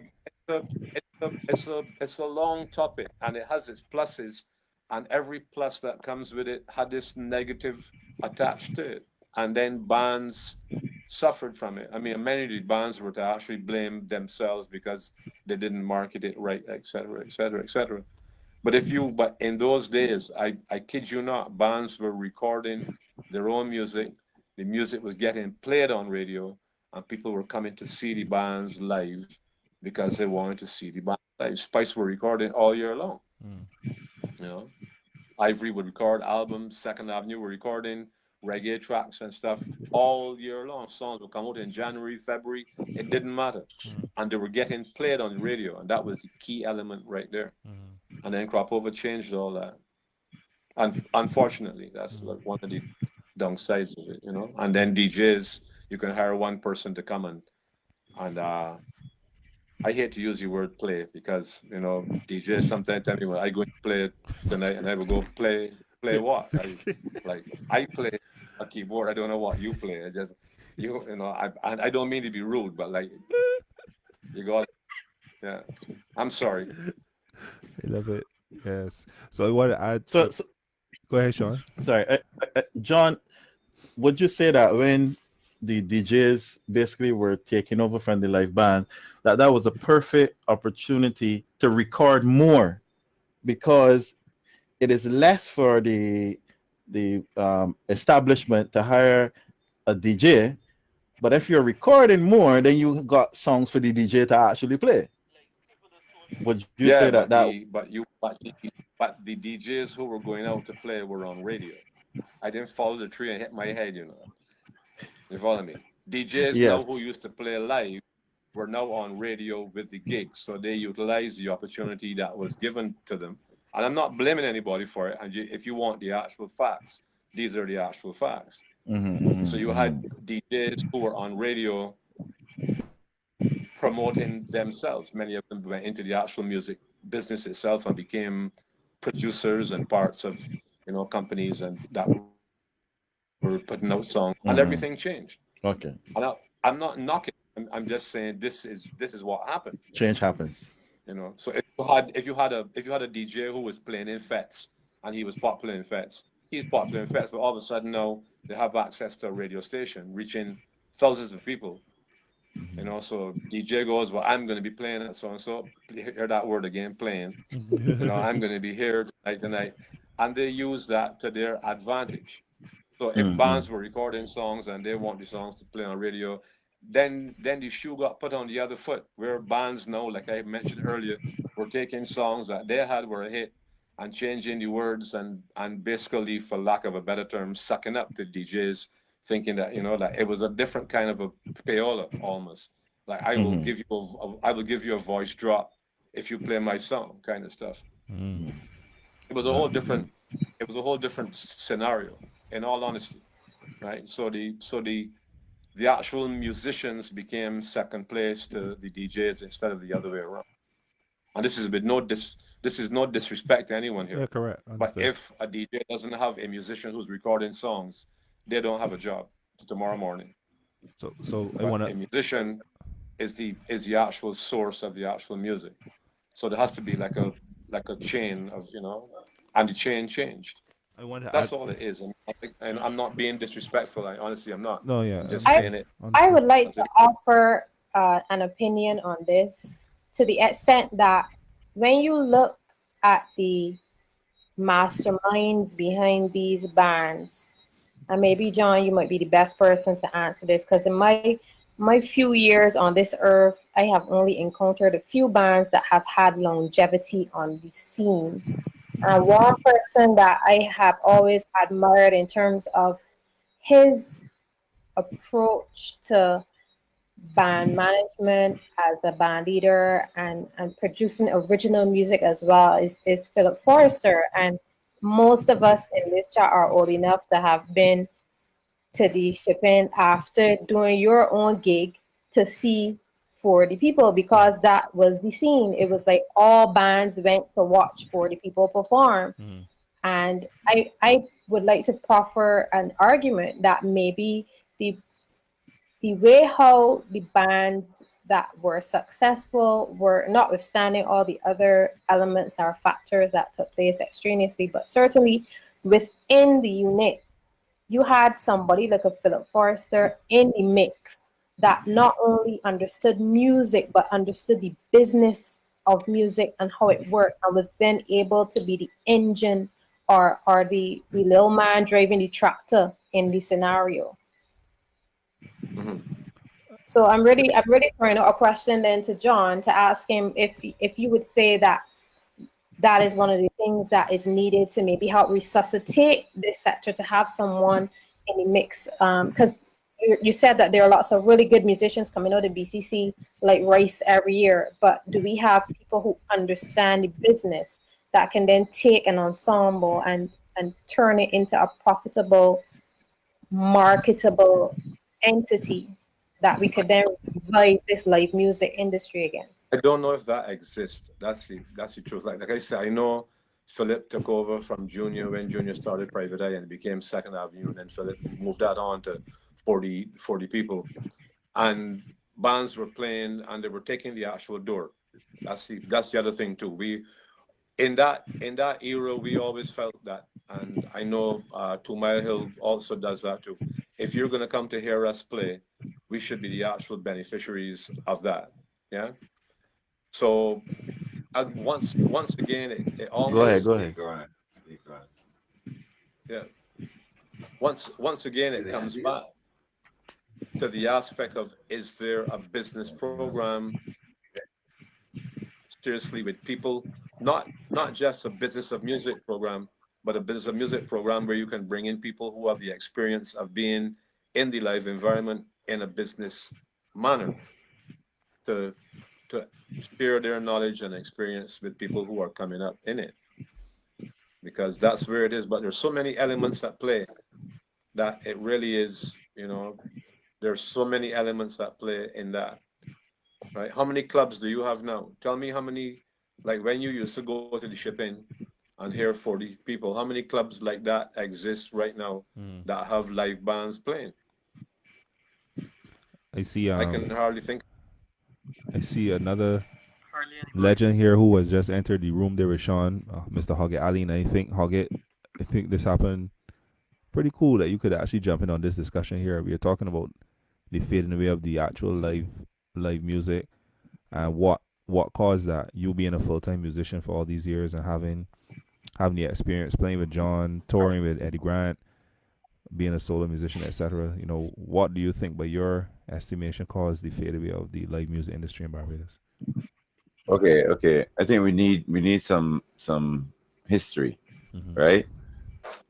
Because what happens now is not the same that was happening then. First of all, I was a fan of John. John was in Brothers. Mm. Come on, the Brothers was the Brothers. When you hear the Brothers come on, I was like, "Yo, this is music. This is song. This is..." And I'm trying to be as real as possible. This music ain't sound Beijing. Mm. Hear that? Hear that statement? Yeah. Isn't that statement? No. Understand the statement. Uh-huh. This music does not sound Beijing. Mm. What does that tell you? Mm. The standard that you hold on it too. There was a stigma. Right, There stigma. was a stigma. Yeah. There was a stigma. So Beijing music sounded Yeah. less than ultimate. Right. Yeah. Right. Mm. When John will tell you this. When they came on with their thing was not what we accustomed to. Mm. When Outfit came and changed his spooge, and John alluded to this in a post I saw earlier. When Outfit troubled his spooge, oh my goodness, what's happening to his spooge now? Mm. You know what I'm saying? Yeah. So we start with that. I started off with John and Ricky Amy, fans of both of those guys. I was a Ricky Amy fan, I was a John Root fan, I was a Ronnie Living fan, and then I got to work with the guys, and I realized that these guys are cool. Okay, fine. Nowadays, we have some guys who are. Wait, I'm looking for Sean. But Sean, no, wait, let me go with Sean. I met Sean, judging Sean in a competition. I was like, who is he though? Crazy man playing things I saw Brandon Marcellus play. I was like, nah, that right. But then I got the story, right? I'm saying, right? In your bedroom, practicing your instrument, whatever it is fine. You need to play with humans. You need to play with humans. John will tell you. Them men would jam. John and them had a band house opposite the park. They would jam from 5:30 to 2:15 in the morning. Who does that? They can't pay. You know what I'm saying? It was 11 So, music. and John laughing, John even talking. And John would do It's that true. 7 days. And he still has time to practice, you know, because he learning things. I know John ain't coming soft. John can go home and learn things and come back to rehearsal. Fellas, ready to say, and then go on that level, right? So there's no doubt that we have talent. We have youngsters that I love, and they're gonna get better than me, for sure. Mm. But you need to play with humans. You cannot play in isolation. But You can't be in Ian, your bedroom. we used to go and hear each other playing. So if I was All playing right, gossip and I had Tuesday off, I would come and hear you playing in Axis. and on when a you play Thursday night, Mondays in warehouse, I come see you. Yeah. That's what it was. Yeah. We used to support one another. But now, American audience, I do not see any musician other than my friends. And I'm not saying that it boosts me because I have other boosts. I can look at other things that boost me. But I'm saying that's what we used to do. When we leave our gig, when we leave shipping, we go on down to Harbor Lights. When we leave Harbor Lights, we go on to warehouse. When we leave warehouse, we go on to Pier 29. That's what it used to be. We supporting Hollywood. So Forget Sean, the alcohol. Don't even bring that up. so Sean, Hoggett mentioned that he saw you, playing Wynton Marsalis and stuff. I just want you to weigh in on, how your influence. This is the question, Sean. How your influence came with the classical music, and how you got into playing that. Well, it's And funny also before you go there, I also want to get Hoggett- Crystal's opinion on something as well too. Afterwards. Mhm. Again, a little feedback from All someone. right. So Hoggett would have heard me late teenager. When I start branching out into the jazz and the pop stuff. But I basically learned to play on hymns and Broadway show tunes and listening to the Al Hurt and Herb Alpert. Them is the kind of people that I learned to play trumpet on. Obviously, because in Barbados we have this thing called Royal Schools and Trinity College that you basically all go through that system. But I was kind of into the American pop stuff that was going on at the time as it relates to Broadway.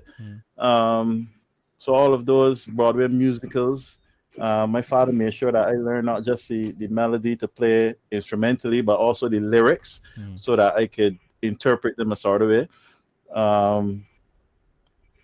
But that was my start. As I said, Hoggett met me late in my teen. when I was already dirtied up. So But go on to Crystal. yeah, I want to get Crystal's opinion then because we were talking about like music and then ensuring they have music all through the year. And Crystal being a songwriter, regional calypso queen, that's something that a lot of people I think overlook, and I think we need to acknowledge her for that and what she's done over the years, in the regional competitions. But Crystal, your opinion then on writing calypso outside of Kropova, and your perception of how you think people will receive it, and you releasing music outside of the crop over season, and why do you decide to only maybe release in the crop over season? Maybe I may be out of place, maybe you do, but I know you release in the crop over season specifically, but perhaps you do outside of that season. So just give me a justification for that, how you view it. Okay, so I actually do not release anything else. Sorry, yeah. I never used to, let me just say that, I never used to release anything outside of the crop over season.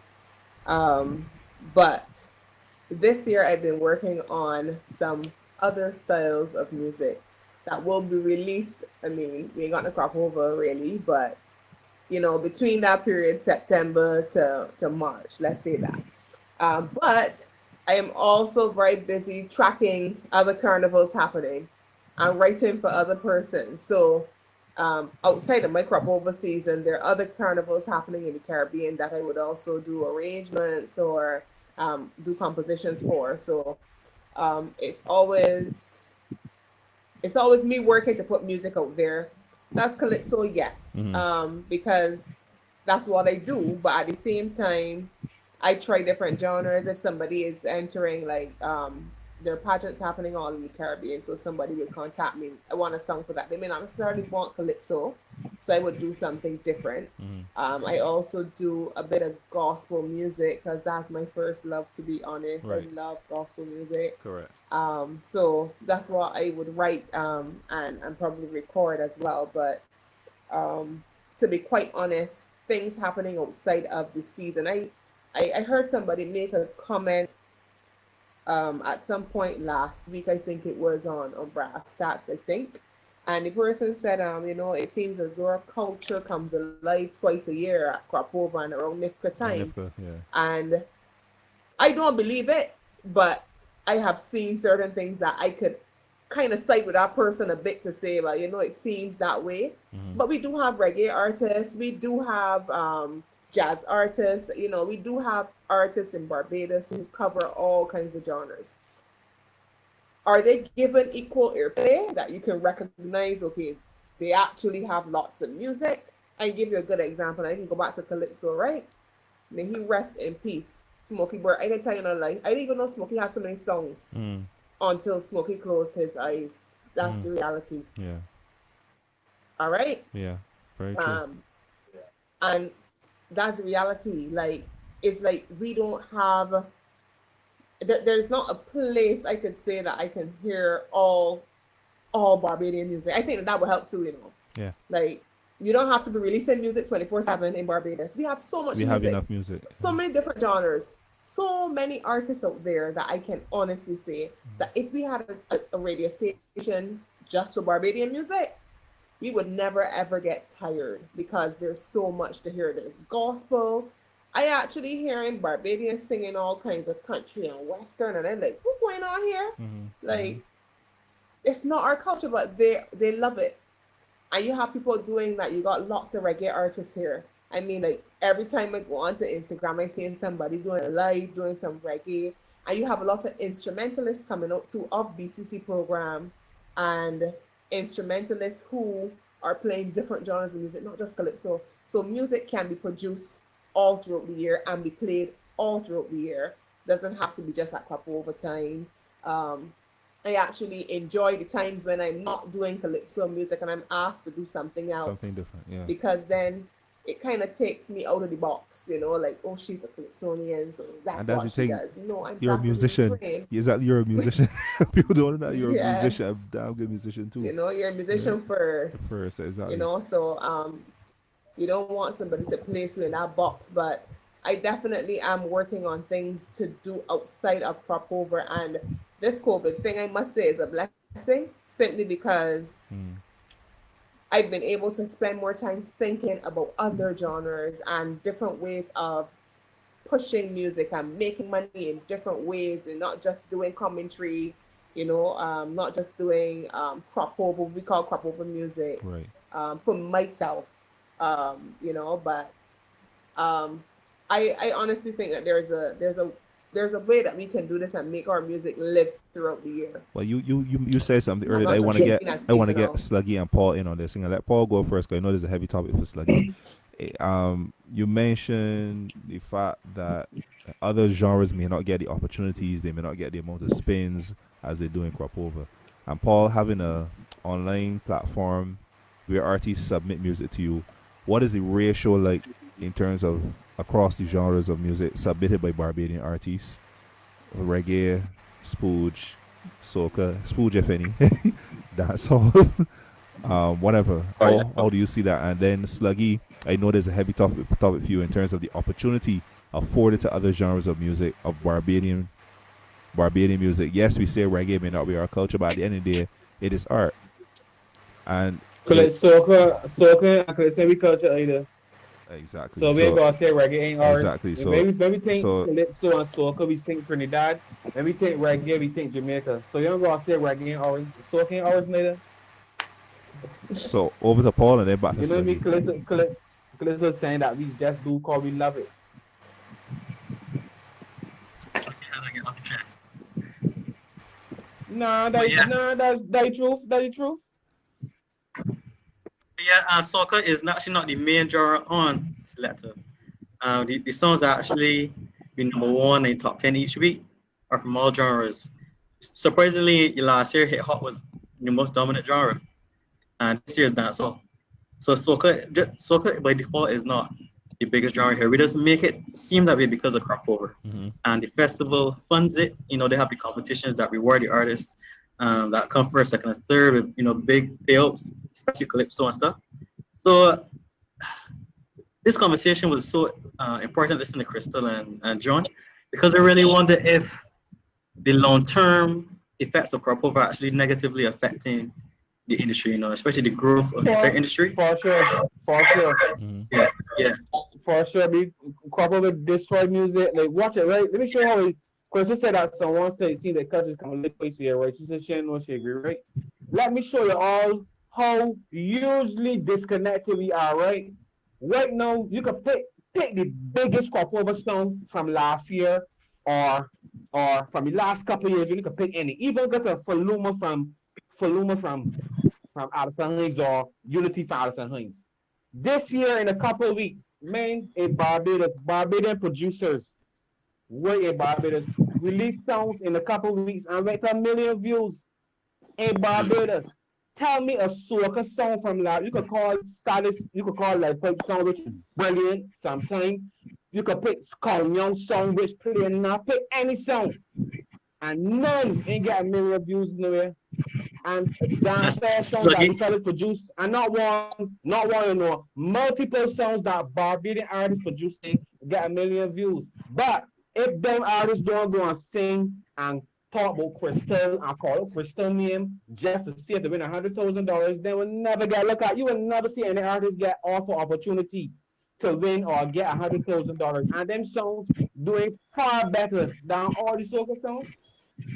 You know what I mean? Like by far. So there's a huge disconnect by the NCF too, by not by radio anymore, because on radio can tell one of that. The songs play a lot on radio. But in terms of the organizations and helping these artists, something is grossly wrong when artists will come in a couple of weeks and get 1 million views, but still can't get the push that soca songs will get. Soca songs will get 3 months, a whole crop over season. Can't get them views. But still, the man can't get that. The blade is a huge listening that for sure. Be behind time in Barbados a lot. And I experienced that Sluggy, having. Sluggy, Go ahead, Hogget. Sluggy, Yo, you're right. Watch it now, right? yes, please. And John here. Yeah. Me and John is the old school, right? I mean, you talk. Yes. This thing, right? you can make a song, and everybody in the studio say you this hard. Crystal, you know I taught you when you was young, Yes. and I said she can play a keyboard. She's a friend. She chose you. I like she here, and Crystal, my Yes. friend. But John, you know, right? But you always doing it. And but if I say anything wrong, just stop me. No That man problem. was doing it on a daily basis, though, Yes. right? So don't none about each fool that sucker is not hard, nothing. We got rock we brain. No. What you need to do is make it interesting. Yes. That's what you need to do. Mhm. Because we play Irving and Fred tunes. Come on. Hello. Soca don't. Mhm. Aye. So Morris Way will make a story and have Mhm. music interesting. And you tell yourself, I never hear that part. Me and John talk about that yesterday. We play we played this song for years and we didn't hear that part because you're making the music interesting as well as the lyrics and the arrangement. Soca, and the truth is a lazy thing we do. I have done things. The man sent me band chorus, verse, and chorus. That's all I play for, and just copy and paste. Not that man. It's Not true. that man. Hello. Nah. Al Green got a tune that is fading. The man was jamming it for about 14 minutes. And then the man said, hey, right now, let me start playing. John, you know what we're talking about, right? Fade in. And then play for 6 14 minutes. minutes. And then fade out. And then play for 12 minutes after that. You don't hear none of that? We ain't doing that. So I'm saying, we got people that feel that we the best in the world. We are not. Soca has not even blipped on the charts in the world. Has not blipped. It's true. Arrow did his thing. I work with Arrow. Arrow did it. So don't feel that you still man got a chest up in the air. For what? What you do? It's true. Well, that's not what you do. You You understand? About Eddie Grant. I saw people want to touch Eddie Grant's shirt. Not Eddie Grant, you know. Eddie Grant, hands down, want to touch Eddie Grant's shirt. We walking through Hungary, Yugoslavia, Poland. They want to touch Eddie Grant's shirt. Yeah. All right, then. But because they're not here, and John knows, but these are the two vets out here. I know them. Who them is? Very true. But let me know what's going on. No, I ain't dissing them. No, don't get me wrong. I'm not dissing. I'm just saying. You good, Hugget? We good. This thing is a big thing. Yeah, music I bigger than keep just telling Soca, youngsters, man. right? Just Men Soca, say, too, I that's tell one the thing. youngsters, right? But sluggy tell youngsters this year, make Yeah. music that strangers like, not your friends. You only got 14 friends though. Real. Make music that strangers like. Listen, When you real make music that strangers like, you know me good. You know what I'm saying? John, I want to hear you. Make music that strangers like. Hugget is not the moderator. I tell you. Huh? Hugget is not the moderator.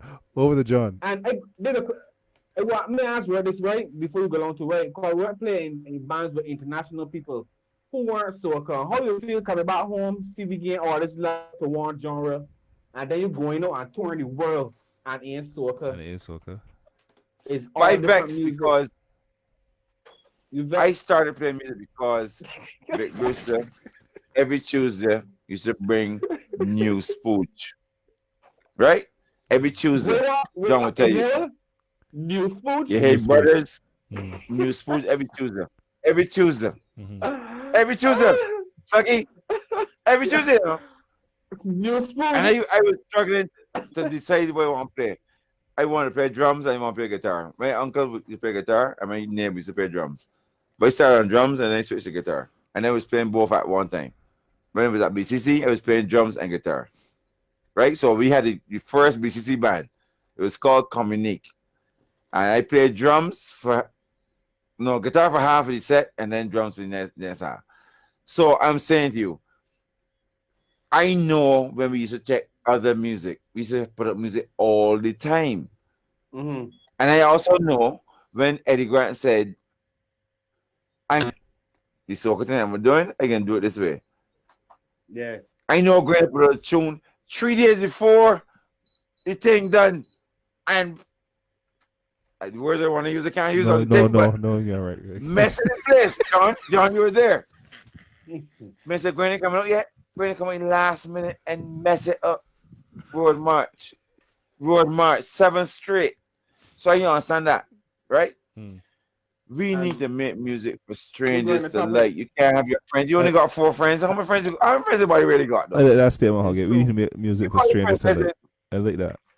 And Randy know it, but this grain No, seriously, Randy. I like that. I like that This statement. thing. Seriously, I love that statement. This grain topic is really hurt me hard, and certain things just don't want to see on radio to get into. But when it comes to grain and music in Barbados and but Sluggy, John, anyone, I ain't going there.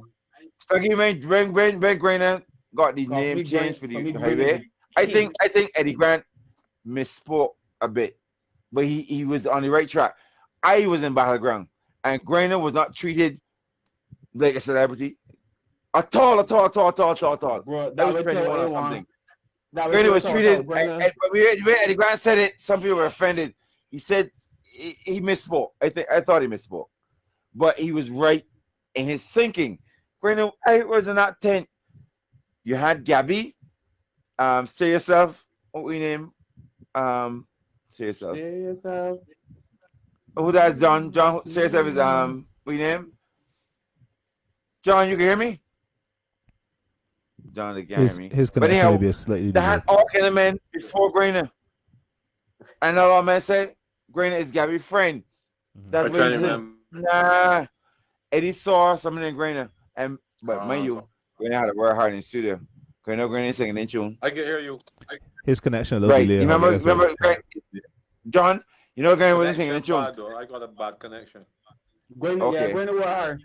But Grainer wasn't singing in tune, and Gabby taught to Grainer, and then bring to Eddie. Eddie said, listen, okay, we don't worry about it. Eddie saw something. Eddie got Patience grandmother. We say as a Belgian, grandmother.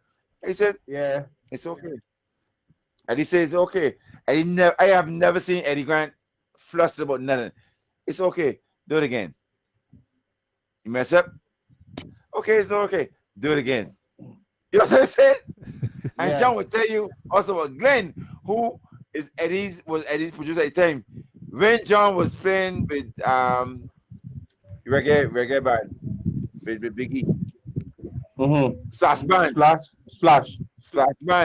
Yeah. Glenn said to Biggie, sing it again. Biggie almost cried. I think he cried actually. I heard that story. The man left Glenn setting up the drums. Said, okay, the drums are gonna be finished and we can go back and sing. When the man came out 2 days later, Glenn was still working on his snare. I heard that when you heard the record though, he was like, correct. Yo, that's what I'm saying. Yep. Randy, you got something I'm saying, right? Yeah. As a man working in the studio, you want something I'm saying, right? Yeah, correct. Really put more effort into making these songs than these I think we need to understand that this is for. Yes, Mr. Weeks, we are reading comments as well. We are. It's not. We don't use eternity in music. Perpetuity. No, that's not a word. Prosperity. Peter Headley says, "Steer yourself is Mighty Viper." That's it. Steer yourself is Mighty Viper. Yes, Peter Viper. Headley, Yes, you're right. And You're Mr. right, Weeks, yes, we are reading the comments. I'm trying to get those in as well too. I was a little boy when Viper was a man. I played on Say Yourself. I played rhythm guitar on Say Yourself. And he thought I could play that solo. Because it said there was a solo in the song. I said, you can play that solo. But when I heard Born solo, I was like, oh my God. I gotta go practice boy. You know what I'm saying? So there was always somebody in Barbados to look up to. Even though we knew that their influence was somebody else. John was not influenced by Bajan directly. He was not. Not directly. Not directly. Oh. He was but not directly. If you understand what I'm saying. Okay. I was influenced by Ricky Amy, but Ricky Amy was influenced by somebody else. When I saw Ricky Amy on stage, I was like, that's how you're supposed to be on stage. You were supposed to, but this thing looked so simple and laughing and look good. Yeah. Ricky Amy is the best example I can bring to you. Sure. You gotta look at showman. It's true. Showmanship. You all see the old things. Showman. Ricky Amy. Yeah. Man, a showman and laughing. Like, this is true. Yeah. I'm playing this. Singing the bass line and smiling, you know? You know what I'm saying? Yeah. It's no problem. It's no problem. I see men now that can play, youngsters that can play. And the mechanic are like, oh my God, my mother got you. I pay the bill. I know, wait, my car parked properly. It's not like they're worried about something else. You on stage, when you're on stage, nobody wants to see a musician looking like worried with nothing. It's true. When you go on stage, you're supposed to entertain. When you go back home, you Make can it do what you look- like. So Hoggett, then you were It saying has to then. look easy. So Hoggett, would you say then the mindset of the And Carolyn already musicians, changed in a couple of weeks. the mindset of the musician Nah, has changed nah. to cause Huh? the lack of the live music being so vibrant? I think you think that the younger musicians, our mindset has changed, and in terms of our approach to it and how serious we take the music, has that contributed then to the dwindling away of the actual live music and the vibe that we had? Crystal mentioned Philip Forrester. Now I you're think talking about Ricky I think Amy. you guys, no, Brandy, what I mean. I think the young guys take the music seriously. I don't think they take the entertainment The seriously. entertainment part of it seriously, right? Yeah, two Because- different things. You got the notes. There's only 12 notes, no partner. Mm. There's 12 notes. So what you going after that? After 12 notes, what you going to do after that? You got to entertain people. Yeah. I see a man start some play. I hear 72 notes. And I know there's only 12 notes, right? The man playing real things, but you look like somebody you want to kill him. You can't come in front of me, so what are you doing? And then you see a man that is not as good as him, and he's singing 2 notes, but he making it look, and he doing all this here, and he think. Sure. When you go on stage, you're going there to entertain. John, am I right? John taught me now. You have to entertain. All we can play. But when you go on stage, you have to entertain. Because nobody paid it $37 to see you stand there and just do this. All right, Or this. So I want to. Right, That's what I'm and saying. we see 94.7 when he said do this, and you all can't see, but he's dancing. You gotta remember that we on 94.7 FM. So you gotta rate that, right? And that is Kong Young. For all your listeners on radio, that is Kong Young, by the way. So I want to move the discussion a little further to Crystal now, Crystal Austin. I want to ask you from your perspective, because I know you have a very unique perspective. You're bringing the business side to it. Is the crop over season enough in terms of sharing of our music and marketability? I know Sluggy always says that crop over shouldn't just be limited to the soca genre. We should find ways to include it. Is crop over season enough? Or should we have more festivals? Should we look at exporting our product as a musical product? And I know there's a creative discussion, but right now we got music as the focus, but there's so much other aspects to the creative industries.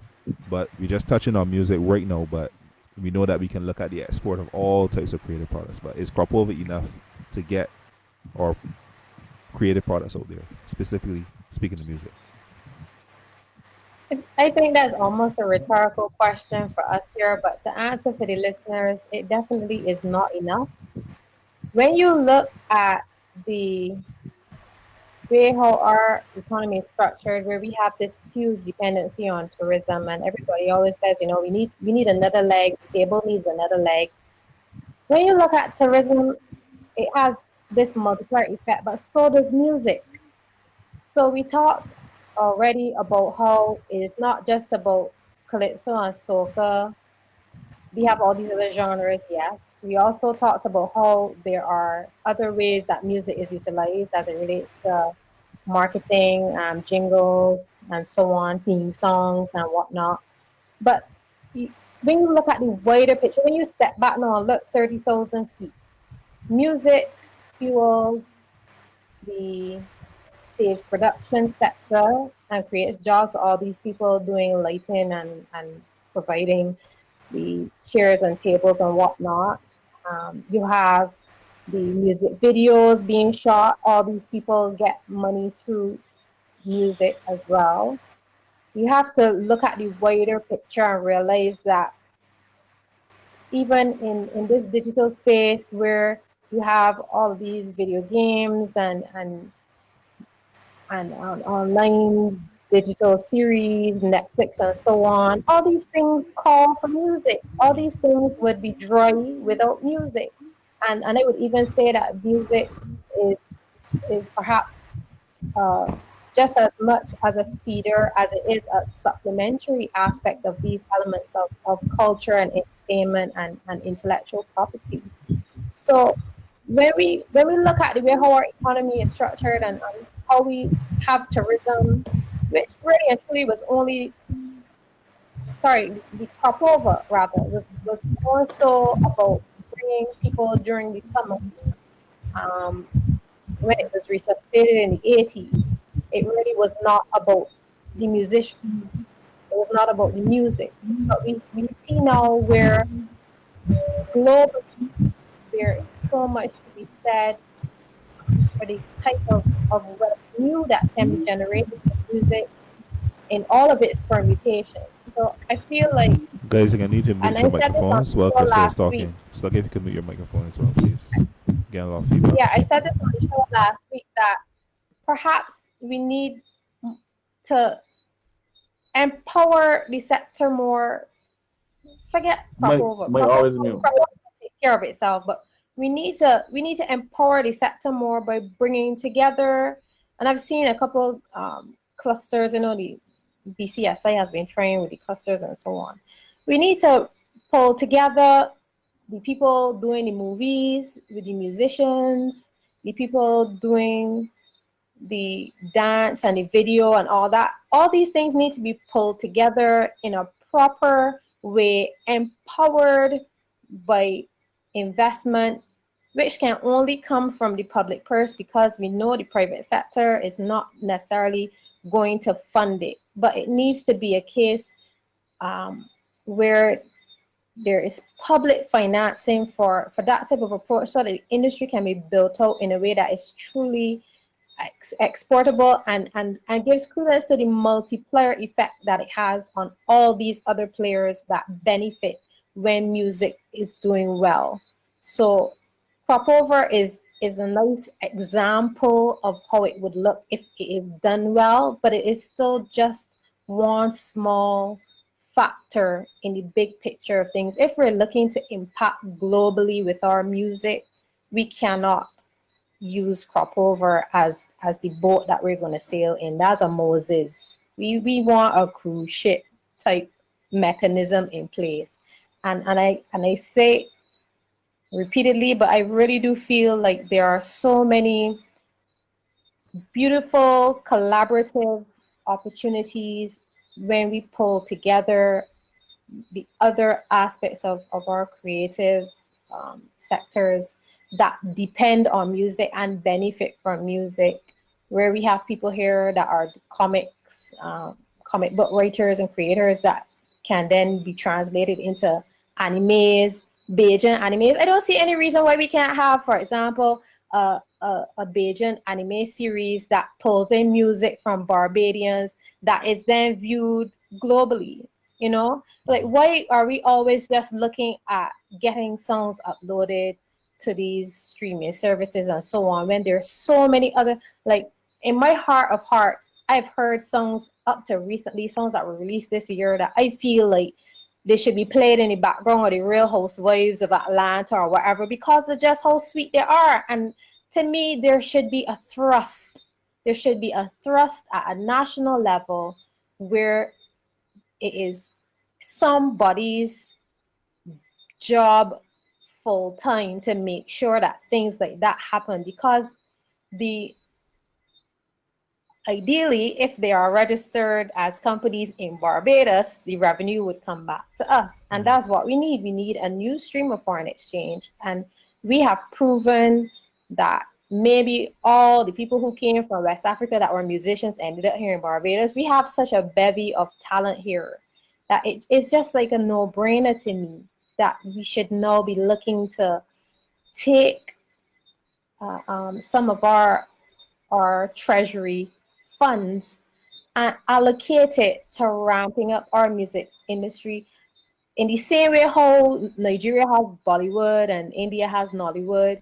We have all the makings of a real multi-tiered sector that is grounded or rooted in the strength of and variety and talent of our musical exploits here.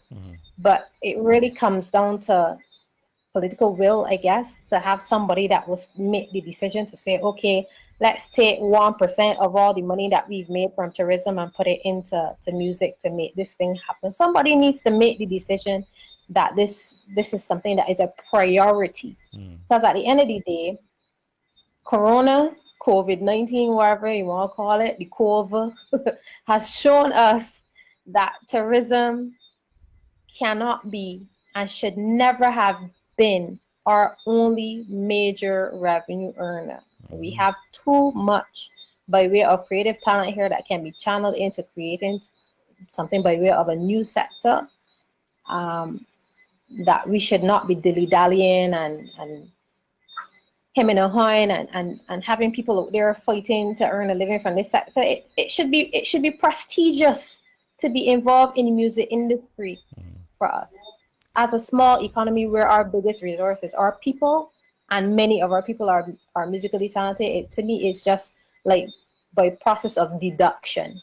It should be sexy. It should be something that is just as much as people want to get a hotel job during the hotel season, 24 hours a day, 12 months a year.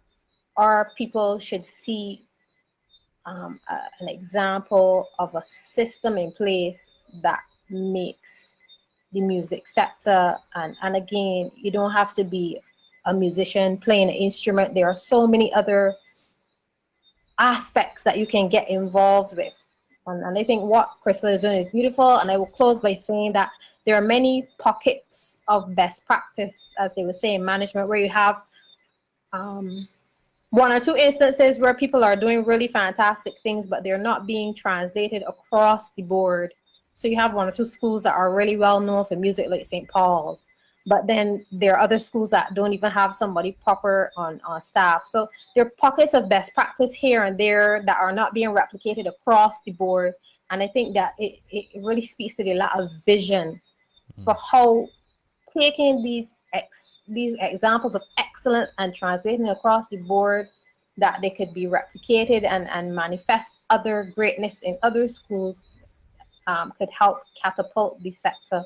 But even further than that, if you really want to think big, if you want to get our music in the background of Grey's Anatomy or any of these big series that go on and on forever ad nauseum, our music to me is good enough that it can be on a global stage, not just on top 40 charts, but in all different aspects of culture and entertainment. But it needs to be structured and somebody needs to champion it. And one or two people doing well is great, but then the knowledge is not being shared. So somehow, some way, I think at the end of this, I think what would be ideal is that the business of music and how it can be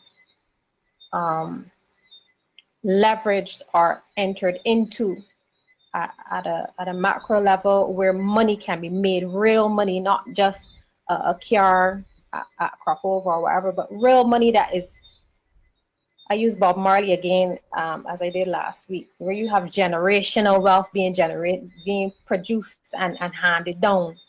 It needs a bigger vision than I think what we have been looking to with this focus on Krakow. Answer your question. I wanted to also add, Mr. Peter Headley just posited in the chat. He said soca music is not music business, and Mr. Rowe also agreed with him. And you were mentioning placements of songs in big series and what's not, like Grey's Anatomy, etc. But what about utilizing songs from Barbados in our own context? There are a lot of persons now doing movies, comedy shows, etc. And like Paul has a website.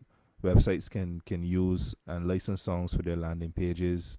The same comedians, if we get the revenue and stuff going into the industry, then we can generate and make the turbines move. Actually get persons making a viable living out of this. Similar way how you have persons who would just make an arpeggio that's used in the airport, for to as a alarm signal. We can use those kind of things instead of probably going on YouTube and looking for a free sample. You can hire Crystal Cummins Beckles. Hey, I just need 5 notes to place in the middle of my movie when this car passes, or something like that, and really engage the musicians at that level, and I think that that's going to start to, as you said, create more opportunities, Crystal, for musicians, for the creative arts, and for the musicians, the comedians, the actors, everybody to get involved. I don't know. I agree with you, Randy, but I think for scale, we gotta look at exporting our I'm not totally agree. I'm even if not we disagreeing with did that. not I ain't disagree with that at do all. here on the ground. Yeah. In terms of scale, in order to really get the scale that we need to earn the money that we are entitled to earn, that we are capable of earning, we have to look at how can we export and how can we get scale. Yeah, I No, totally agree. Randy, I think Crystal hit the nail on the head, you know. Yeah. I think over the last few years, if you not even just the last few years, if you really look at the importance of the music industry here, it is very low priority. Yeah. And we look at the investment that goes into it. Just a few months, a quarter the calendar, and then we back to we waiting on independence again. Waiting for Nifka. So I think that's one of the main things too. I love what Crystal said too. We need to expand beyond just thinking about just music. You know, we should have a calendar that's full of festivals, not just for music, but for entertainment, for films, for videos, for performers outside of just music. And we need to actually have a calendar that is year round. We need to get back to that point, and it starts really with investment. You know, if the public sector and the private sector could come together and decide how much money they're going to put into having actual shows and concerts and festivals of local content outside of the crop of a calendar, that will begin the transfer of importance to the rest of the yearly calendar. And I think Crystal I think she really nailed that just now. Yeah. Sluggy, I think you had a point earlier that you wanted to jump in on. Well, well, I didn't, but let me say this. You know, like you have Starcom Network, who's privately owned, and Starcom Network owned by Trinidadians. Good. We have Slam. Slam is privately owned, and remember these places are businesses, right? No, we pushing for more music. Like our friends that we are on now, like CBC is help paid by public purse. You know what I mean? And then we have the National Cultural Foundation, who's also like government run also. So we have places where are not privately owned who should be doing a lot of these things and can do a lot of these things. It'll be hard to get a private person running his business and looking for money only, for use their business for money only. And so I find that the fight was that these people seeing this as business, dollars and cents. What we know here speaking about is a long fight, is development, is awareness. And like I said, we got and so I must commend CBC for coming on board, allowing us to share our voice, and more things like this is needed. That we're glad that we can have a conversation and they can stream it, because more things like this is needed for Barbados to hear, because in a lot of cases the Bajans just don't know. Sometimes we don't even know how much things affect us culturally. Like I say all the time, it will feel natural. It will feel easier to put on a shirt that is Nike or Polo than to put on a Crystal Cummings Beckel shirt. You know what I mean? To go Crystal Cummings Beckel shirt. Even your friends, and it don't be always bad mind or be always because of some evil reason. It's just that it affects us so much culturally that I will feel better in a polo shirt than a Crystal Cummings Beckel shirt. You know what I mean? But Sluggy, hold on. I feel a broken record. If we market ourselves effectively, we can have just as much mind share, particularly because of the local advantage. Yes, please. As any of these international brands, I think that we say these things almost stereotypically, but I'm not sure factually. If Crystal Cummings Beckles had a line of clothes that I like, I would support Crystal because I disagree with that. She's I a don't disagree with that. Sorry, hold on. She's Barbadian, and it looked good. What other reason I need? maybe Yeah, maybe but because that's you. maybe because I have never really been a brand hog type of person, but certainly That's it. there are guys here that have started t-shirt lines that I think have been getting good support, perhaps not as You, good as all right. they ought to. But then I ask the question, uh, what exactly are we reaching for? Because to me, the same way how a banker could buy house and land and a BMW X4. I want that for my entertainers. It breaks my heart to see people rock a stage and then pass them at the bus stop in my car. So you But said that's the way how it's I low that's priority. It's low you know, priority right now. It's low priority. You said it right now.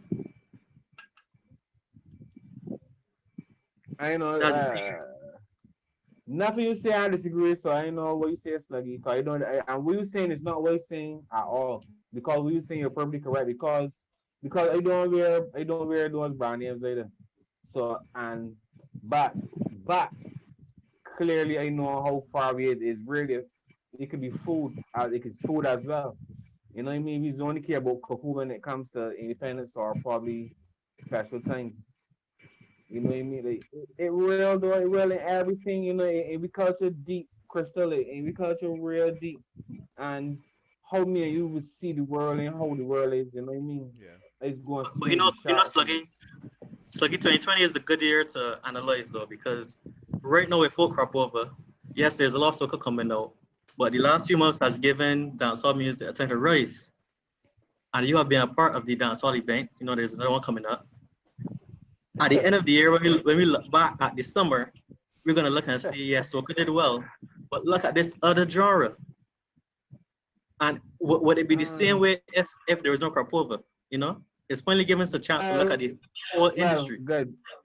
Well, I was fortunate, thanks to my brethren, Mr. Eastman again, that I was able to travel this year. And that was obviously before Corona. Before Corona even got think about. It just like God's money consumed so much that he forgot. He threw money, he forgot that I traveled this year. Anyhow, and like we probably on the road because you don't go at all. So if they go, don't care where it is, they don't go. I just walk the street. I just want to hear cars passing. I just want to go up on the block and hear the man talking. That always do. Don't care where it is. The man don't like it, but he like to get the real. Anyhow, so we're on the road walking, hear cars passing and playing beads and dancehall in Trinidad this year before the corona whatever. And even see man like Saddest and LRG all the man putting up the videos. You know me saying this here look very hard, you didn't believe it. And then quick source and the man Randy called and Holly going Trinidad tomorrow. And when they get there, they can't believe the love and the reception that the man getting. But and you mentioned that you heavily involved in the dancehall, but I involved in the soca much more in the dancehall. But this what's happened in the dancehall world, the rap world. Not for the soca man too, but bashment soca a lot too. What's happening is that these people is normally not totally, but normally come from a certain background. Normally be at risk youth, youth that might be a certain way of violent or whatever. And those are the youth that is only truly care about. You get me? So what's happened that these men were saying dancehall because they realize, well, so okay, gotta be certain way, like certain things that if you're going to the city NCF and you want help or whatever, a lot of these men will be out to speed because they need enough turn around, they need enough run around because it's not a big show where we could go like a soak up on the hill or like we could go in the gymnasium or the oval and it's whole something big because we find that we concentrate on shows a lot. We don't really concentrate on development. Mm-hmm. And that's another thing That's true. that's killing an art form. You understand? And yeah, this Sunday was it told Crystal about uh, a lot too, and True. spoke her on radio about this. She doing the junior store, come on out. But then I heard Crystal speaking about junior store, come on out. While it was on the radio, while she was talking to cut short from Hollywood, I just realized that in 2020 this is the first junior store, come on out. I mean, it's phenomenal. And as for Sully pushing me, I back in 1,000. But there's like, we could be so backwards that in 2020, we having our first ever junior soccer monarch by an artist and a musician, not a person, a big power in the government. Like, as far as I know, Christina got like a ministerial position, or she's not like the head of the NCF or whatever organization you want to call it, or COSCAP or whatever you want to call. COSCAP is really government, but whatever. She's a private person who took it upon herself to do it. But then in many ways, Crystal was speaking, was like, I can't believe that this is the first junior soccer man. Soccer in Calypso and soccer. Soccer been sell more than Calypso by 100 times. And then you got children who we want to be the future of music that is selling. And Crystal is the first but those soccer man that have answer she right there that have me weird like I have let you talk and mute the phone and just listen and say can't believe this. We weird backward, bro. In 2020 we got Well, first Sluggy, soccer man. I don't really want some backward. What's a backward? But let me just say, everything has its time. And Yeah, I could I agree. know we've been planning this. We've been planning this for years. And yes, it is bad or whatever that some entity or somebody else didn't think about it. But thank God that Paul Yeah. from Trident Entertainment and I decided to do something like this because the reality is Well, yeah. after being around Junior Calypso Monarch for 16 years, because I would have been with them from the time I was a teenager at BCC, and True. seeing year after year some of the children come into the preliminary stage, and some people doing soca and not advancing because it's really seen as a social commentary, a calypso competition. I was like, no, man, there gotta be some place for these kids. And then after that, you don't see them again. Very few you would see coming back the following year, but then there were some who just fell by the wayside and just gave up and did something else, totally different. But then this whole idea of a junior soccer monarch came to Paul and I, and we decided, let's do something like this. And this was like 2-3 years in planning. And again, I say in COVID, there was a blessing because then everybody is down. The world is looking at every single thing that's happening. And these kids is to me, this is their time to shine. And we had a good response from parents, from teachers, even after the deadline, even after the auditions, people were still calling trying to figure out if it could be part of the workshops because you're trying to look at it more holistically. And you said something earlier about development, and developing an artist is very important. And I don't know everything. I would never say that I know everything. So on my team, I would have people coming in and speaking to these children, building different things. So like building a brand, how to move on stage, the whole aspect of production, because I don't know everything. So it's about networking and getting the children to understand that this industry is about networking. In order to advance is very important, and now is the right time for this. So just a little plug. I hope all y'all come out and support these children next week, Saturday, 25th of July at Ballpark. Yep. Please. There's the future of the industry, and the reality is soca. Some may say, and I've been reading the comments and everything, maybe it's not as international as reggae, but the reality is they got money in it, and Yes. people want to be Yes. where the money is. You got so coming at That's the reality. 150,000 And US. these children, yeah, and these So children money in are it. seeing that after commentary, maybe you got struggle to get in a tent, or you got to do these things. And I totally support what the NCF is doing in terms of the junior Calypso Monarch. I totally support that because social commentary needs to happen, right? It's a part of our culture. But while we say that, I do understand that there's a place that the kids need to go looking at this soca thing, because soca music is where they see themselves. Soca music is where they see the money. It's more about commercial for them, and that's where they need a platform. They need somewhere to do it. They need somewhere to build. Yes. And the youngest person in the competition this year is 10 years old. We got 3 10-year-olds, I think it is. Sweet. So kids looking on and seeing that this is something that they want to be a part of, and I think we need to encourage it.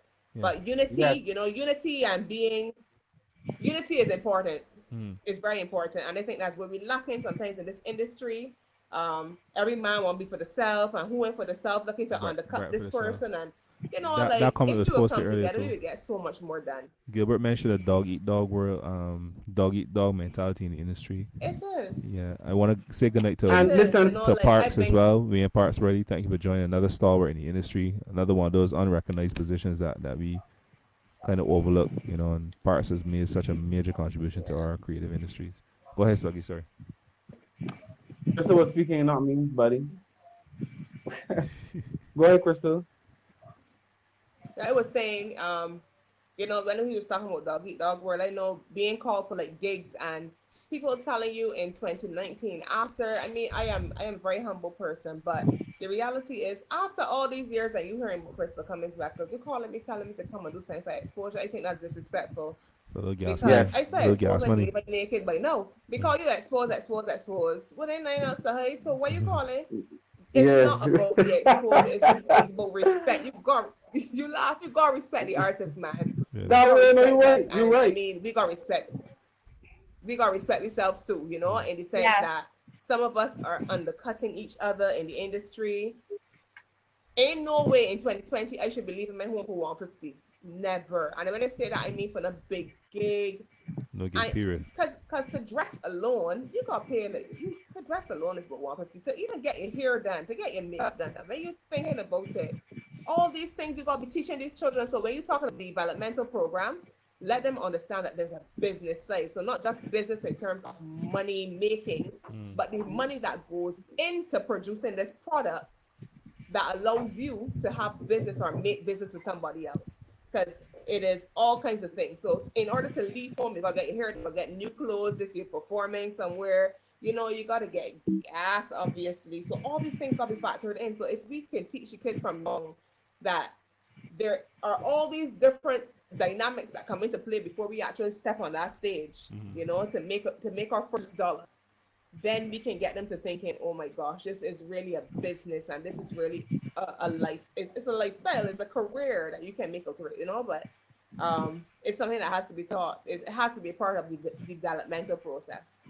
Totally agree. Let me make a plug here for the BCC Arts and Entertainment Management bachelor's degree. So if the person's listening interested in learning more about this whole world of managing um, art project, cultural stuff, entertainment, and that whole business of stuff, you can sign up now. Applications are open for the art and the bachelor's degree in art and entertainment management at BCC. Um, if you're not that adventurous as yet, the You music going? You program. going? You going, Again, Sean? if I do Are what? you going? Are you going to do it? I already have a first degree um, What's that? What degree that is? in music performance. Come on, Sluggy. Royal school don't count, man. Royal school don't count. You done with Royal school? You Um, got to do from right. Royal school. If you're not ready yet to take on a bachelor's, you can get some of that experience in the music program. At the very last semester, you do a module called portfolio, and the students get to produce that event. That's a performance event that happens, and there are student producers, and different students are involved in that whole process of planning and executing a live performance, and all that goes into it technically and logistically. I just making a plug for BCC. So Now, salute BCC. BCC is where I learn most of what I learned. So, salute BCC for sure. I had great experiences. Only one thing about, but I won't say is saying that about everything in BIM. That I find that sometimes you don't gotta be good. You just gotta be loved. That's the only thing I would like to see change this. Really, you know what I mean? And something and people is sometimes want to peg it to this body and gonna attitude. Then you get and see the person that really improve. We prefer cleats. So that's the only problem we really got with a lot of things in BIM. That has helped kill music a lot too, especially on radio. If you find on radio is leaking to Sean is my buddy. So he playing everything I come from whole studio. You know what I mean? Especially Especially if Franco Studio give me some free dub plates or free soccer plates. As It can be As John said, is a different form of payola. yeah, but it's same thing. Same thing. Tomato, tomato. But Chris, I like what you're doing with the junior soccer man stand a bit because I remember interviewing before Tariq bring a song was talking to Tariq. Tariq even first in the group on radio. Tariq went junior soccer man audition only. Then you went into something that you all had, some workshop you all had. And then I saw a Yeah. video. Then I saw a video online, Crystal. There's only one audition and one workshop or two. Right? Good. So let me say one audition, two workshops. Now there's a little man in know before he born. And then after three fighting to even talk on the radio by phone, he wasn't there. He's that afraid. Then there's a video all no online. Whacker drums everywhere. We're going to chat with three performing in McBride's. I ain't getting up by walking up by Crystal. And then the semifinals yet. You still got more. I'm sure you got because from speaking to you, you got more workshops to come. Right? If I'm Definitely. so, right, so you got more workshops to come and all that. But just telling you, like, I don't know if you see the video yet, but if you don't see the video yet, you can't believe it. Because Tariq sent me the video he auditioned and he looked real sure and they crawled real bad. But then he tell me that Yeah. they tell me that you're all and the judges spoke to him after. Just show he two little things, coming, take it in. And then we went to the workshop. And Randy could tell you, then Tariq sent me a video performing in McBride's and getting all real bad. A fat Marvin had last week. So just study that you don't have it for a year yet. You don't have it for 6 months yet. You know what I mean? A couple of days and watch what development and training could do to a child in just a couple of days. You know what I mean? That way, shows is be It's good. true. I love shows is be great. I love them, but development is be so important. It's so important. Because we got enough And again, I artists. say Sluggy, Yeah, I can't take all the credit because Saturday's session, the first session was by Nat Burke, and it was so insightful. And I guess too that we really love helped him shoot. because he was just sitting down and watching, and I was like, you taking in anything? Because he was not talking or anything. He was just staring at Natalie and just listening. And then I did a session with them to performance and presenting himself and everything and writing a song and stuff. And he was just staring at me. I Mm, was like, this little boy sleeping? But it's only after I realized that he was wide awake, but he was really taking in every single thing that we were saying. So I mean, I'm happy to hear that the performance in McBride's and all these different things are going well because it's good to see the development of a child. yeah, I love it because that that goes beyond competition. You know what I mean? Like because when he performed in McBird, it wasn't for any competition. It was his own private thing, nothing to do with us, nothing to do with any of us. It's for his own private life. But look, and how much the improvement was in just that short space of time they could carry it forward. I remember hearing Big saying on radio, and Big got the most pickety crowns in Barbados. Big got more crowns at pickety crop than Dr. Gabby. You know what I mean? This is not opinion, it's a fact. Good. And Big said the music he was touring the most and met money off of the most is usually be the soca and the raga soca music. You know what I mean? And then when they hearing Bike saying that on radio, it should be always confusing to me. Why the juniors concentrating on something that you can't make a living off of really.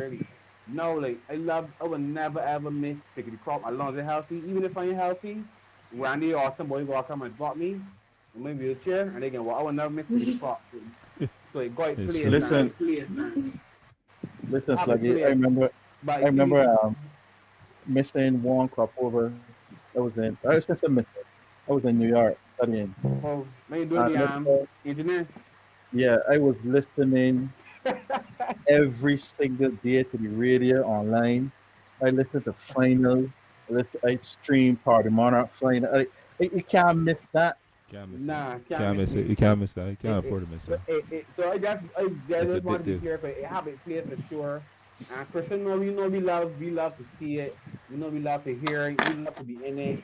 So it have its place for sure. Mm-hmm. But what you are doing with the juniors, Yeah. in my mind, this is only sluggy opinion, is equally as important because if you see Hyperstones touring and making money, if you see Marsville touring and making money, me here, Hoggett, and John will speak about playing all over the world. Mm-hmm. It don't be pickety pop. It don't be social commentary. You know what I mean? Social commentary got a great place telling stories, documenting history. It's part of the culture. It's Yeah. extremely important. But I'm saying soca monarch is as important. And for your future as a business person, it is even more important because if you plan to sing Yeah. music, you know what I mean? You can't sing so to come and make a living unless you be fortunate to win. And you got enough and all the time. And as I So, would have told you so before, this is more yes, than just for them to be singing in a competition, right? As you know, one of my yes. biggest things and one of Trident 10 Entertainment, one of our biggest things is to make sure that this music lives with Mm, the children, for their junior Kaduma. I know some people looking on at these children in junior Kaduma and saying, wait, look at how she getting to the ground. Look at how she getting onto that song. But the reality is that's all great the children point. got to dance to. Great point. So we making music for children that children could dance to, children could enjoy. And we ain't got people in the audience there watching dance pass with the little children on the ground getting all bad and sitting up the face. No, because we ain't really helping the situation. So if you can't be part of the solution, you're part of the problem. I don't intend to be part of that problem, so I decided to step in. And Paul and I have been working. Trident Entertainment Network Inc. have been working hard trying to Tirelessly. get this to the place it's supposed to be, because the reality is this show will break. That's the reality. The show will be great. The kids are very enthusiastic. Some of the kids coming out to junior Calypso Monarch as well, and some of them are here because they really want the new experience and want to experience Yes. something that they probably could not see themselves doing in a different place. So there's a place for this as well, and I appreciate your sentiments, Sluggy. It's You're about most not welcome. just not just producing this show, but building a brand for these kids as well. Oh, Right. yes. Crystal, I feel the same as Sluggy. Obviously, I'm not as verbal and expressive as he is, but I do feel the same way. Um, Thank you. you know this already. You know that I'm a It's Crystal true. fan. Um, It's true. For but sure. Paul, It's true. I want you to talk some more about selector charts and how that works and how artists can get on and what All right, let benefits me mute. are for artists and that kind of stuff. You could talk some more about that platform. Oh, for sure. So this 2020, this will be the third year now we are running. Um, it's very simple. You go on your website, selectedcharts.com, you sign up for an artist account, you upload your music, and once it's on the site, people can stream it. It's very, very simple. And even in our third year, I feel like this is the beginning because it's taken a lot of work just to get. And the plans that we have for the next year are gonna blow you guys away because at this point, say if I had a roadmap of what I wanted to accomplish with the service, in 3 years I probably touched a quarter of it. I find that even with a quarter of what I have accomplished, the artists are very appreciative of it. People love to go on the website. People love to go and discover new artists and music and songs. Like as they come out, the same way artists upload the music to YouTube and I say as well, Quantum Productions. Randy Stone's always on there. And in the next year, the goal is to take it to a next level. So we're gonna introduce new features. For example, playlists has been a long requested feature that we would like to add. The ability to listen to music offline.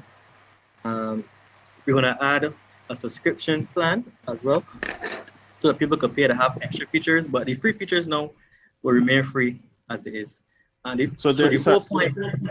Someone's sorry. asking about a payment feature. If you would include a payment feature There's on the site as well. Yeah, that's the long-term goal to make it have a subscription offering besides the free offering. So with that subscription offering, you'll get access to features that wouldn't be accessible to free users, like listening to music offline. So you can have your music set it in your car while you're driving, going to where you're going, or if you're working out, you could just have it playing without having to have an internet connection. Just stuff like that to make it more convenient for your service. But for those who never logged on to select the chart, there's a membership area that you can sign up, and you can have your own membership portal per se, create different playlists, and maybe one for the gym and maybe one for just when I'm feeling a bit down and need a pickup, and you can create different things, and that's the free account. Right. So that's the goal for the next year. So we got a lot coming. Right. The goal is to have it. Now that's the benefit to the listener, to the consumer. What are the benefits of that for the artist? Right. So for the artist, we have a lot of users on the site. We have over average of around 3,000 or so visitors on the website each month. We have thousands of streams of songs each month since we've launched in 2017. And I find that there's an interest throughout all genres of music. People don't just come on here to listen to soca. People come on here open to listen to music. So I find that people go on the site and listen to about 3 or 4 songs per session. That could be anything. It could be the top 10 charts that is on your homepage, or it could be they decide to browse the site and discover songs of other genres. Well, are the top 10 charts is curated automatically, or somebody goes in and set what the top 10 is? The top 10 is based on the most played songs per week. So, and that has nothing to do with me or anyone, is a total aggregate. So if, Randy get 50 plays, so you get 49, at the end of the week, Randy will be the number 1 for that week. So it's very, very simple. It blows my mind that we are still the only service doing this in the Caribbean. I don't know if the other Caribbean islands are. I don't know what's the mindset there, but within the next year, I plan to be at a stage where we have thousands of users, and people can discover your music throughout the world. Here's a question for you. How, compared to, let's say, YouTube or Beijing Tube, how does your service differ, and why should people come to you and their music, or is it a case where they put it on your site as well as Beijing Tube, as well as YouTube, as well as I remember years ago there was Toronto Lime. I'm not sure if that's still up and running, but like what's the difference? So I think artists should have their music on all platforms. I don't think they should limit it to one platform. I think the benefit of my platform is that you don't have to compete with international artists, because the demographic for selected artists is Caribbean music, and the priority is Barbadian music. That's the majority of music on the platform. There are some months where Jamaican artists dominate. Maybe St. Lucia artists will dominate with their soca songs at periods of time, but it's mostly Barbadian artists. But the goal is really to take it to a global level. Right now we have visitors from over 100 countries. So South Africa is actually number 1 country that visits the website. US is like 10% of the visitors.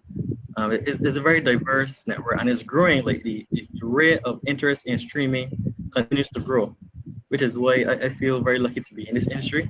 And the only reason I started it is because I believed in the artists here. There was a stigma, as Kanyang was saying, that Beijing music sounded a way. But to me, if you really just listen beyond just what was playing on the radio here and there, you will find out there's tons of high quality Barbadian music out there. And that's why I wanted to have a service just focused on that, so people could just discover local music and enjoy and see how it has grown over the last few years. Right. So in terms of go ahead, Sean. Sorry, you found anything interesting as it relates to the viewership demographic during the COVID period? Like any major changes to that demographic? But as in, did it increase in the American demographic? Did it increase Caribbean visitors? Like you notice any difference within the last 3-4 months? Maybe a slight surge of more Barbadian people. Probably a slight surge, but I find it been consistent throughout the last few months of this year. And that's the interesting about having something online. It doesn't matter if there are concerts going on or if there's a seasonal nature for the country. People just want to hear music. And I find too that people that, so as I said before, soca is not the dominant genre on the website. People want to hear music all year round. So regardless of if soca releases, they want to see if, David Curtin releases some new music, Crystal released some new music, Quantum Productions released some new music. Just go on the site and just see what the latest things are out, because people are actually interested in music all year round. Big surprise. It's not just during the summer. But what you want to do, Paul, is if you can look at you don't have to divulge your business structure per se, but I want to get an understanding of the structure of a streaming platform like yours, so that artists can understand how they're able to monetize via streaming. So clearly, you're able to monetize in some way via advertising, and then how does that trickle down then to the artists in terms of their monetization, their distribution, etc.? Right. So how it works pretty much, it doesn't matter if, regardless of what money the business makes, we have a duty to pay royalties to the artist. So COSCAT would then provide you the contract, and you have to allocate resources to track the streams on the platform. Once the streams are tracked, you could release it to the COSCAT on a quarterly or half year or annual basis, and they will then use that data to then allocate and categorize the songs that have the codes and the songs that they have registered, and then those songs will then have money dispersed to the artists depending on the amount of streams in relation to their standards. So, and that's another thing to understand. Royalties is not a case of getting rich quick. No, it's it is more. I feel we're at the beginning of the streaming age. It's only within the last few years that's really taken over. As physical sales of music has decreased and people start buying actual CDs and physical items. Yeah. So I think over the next 10 years is when we will start hopefully seeing maybe not the return to the golden age of music, but and a growth towards people making more money from more revenue from their music. Yeah. I think streaming is going to be very pivotal as not only is the world going in the direction of streaming, but as the world has more internet access, as prices of internet comes down, people have more access to streaming online, because the benefit of streaming is to provide all-in-one platform for people to access music, as opposed to going and finding their songs that they like individually. Right. So if someone can go and listen to entire Crystal Cummings collection on one platform, they're not going to be like, man, I just wanted that one song for 2012 that I would just pull along from YouTube. They'd rather get everything there. So right. So people want to have something that's easy to use, that they can just pop on and play a song or two that they want, or if they want to play a whole hour or two of music while they're cooking, the easier to use, the better it is. And that is the reason why streaming is taken over, as opposed to piracy, because piracy is actually what was destroying the industry in the last 10 years. Streaming is really a response to piracy. Yeah. Well, you mentioned so also. Go ahead, Sean. Last question from me. Sorry. So selectthecharts.com, you all have algorithms like SoundCloud, Pandora, where you start to play one artist or one song, and it plays another song based on maybe BPM, based on where that artist is from, the kind of vibe, based on the different keywords that were used to describe the song or whatever. Y'all have that as well? Right. So as I said, the next step we're working towards incorporating those features, and it's really exciting because I'm using the new platform like every day as we test it and add more features to it and developing it. We've been working on it for over a year now. So it's actually timely that COVID hit now in a scenario where artists can actually go and perform, but they can have their music available on the platform. So when you guys see the new platform in a few months, hopefully it's finished by September, October, but I don't want to put a date on it. The features that you're asking for will be there. No, I'm not asking. I just want to know. You just want to understand possible. Yeah. About Select the Chart by the way of me asking you questions for you to expound. Yeah, it's a very technical it's a very technical and amazing um, journey, learning the way the world has evolved and how technology has evolved with it. And that you could listen to a soca song and then the algorithm can then recommend you another song that you may like. It's a very fascinating world. I'm really excited to be in it because I think, as y'all have said, Caribbean music is as good as anything in the world. And the goal now is just to raise the platform to an international level that anyone from Egypt or Peru can just go on the site and understand how to find songs and make their playlists the same as Apple Music or Spotify. So Paul, it's some you really mentioned exciting something. things. You mentioned something that is very important too, because you spoke about the algorithm. Sean was mentioning algorithm as well, and when we are about to release a song here, I would spend an entire day just dealing with metadata, tags, hashtags, and what's not. People don't understand it. So I just want to release a song. I said, no, you can't just do that.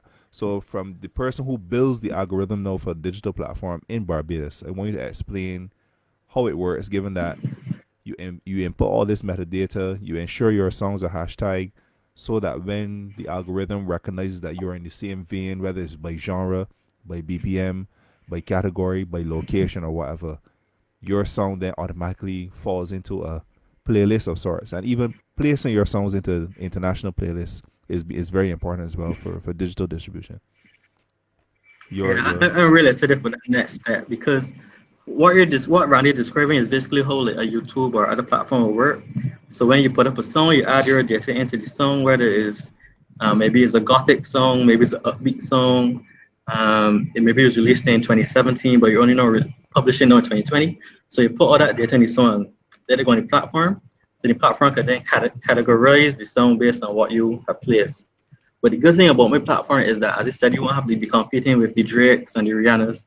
You'll be competing with the rest of the Caribbean. So the possibility of your song bubbling to the surface and being easy to find is going to be much greater on my platform. And and also in terms of playlists, that's going to be a very big introduction because like I can imagine the little kids having their own playlists in school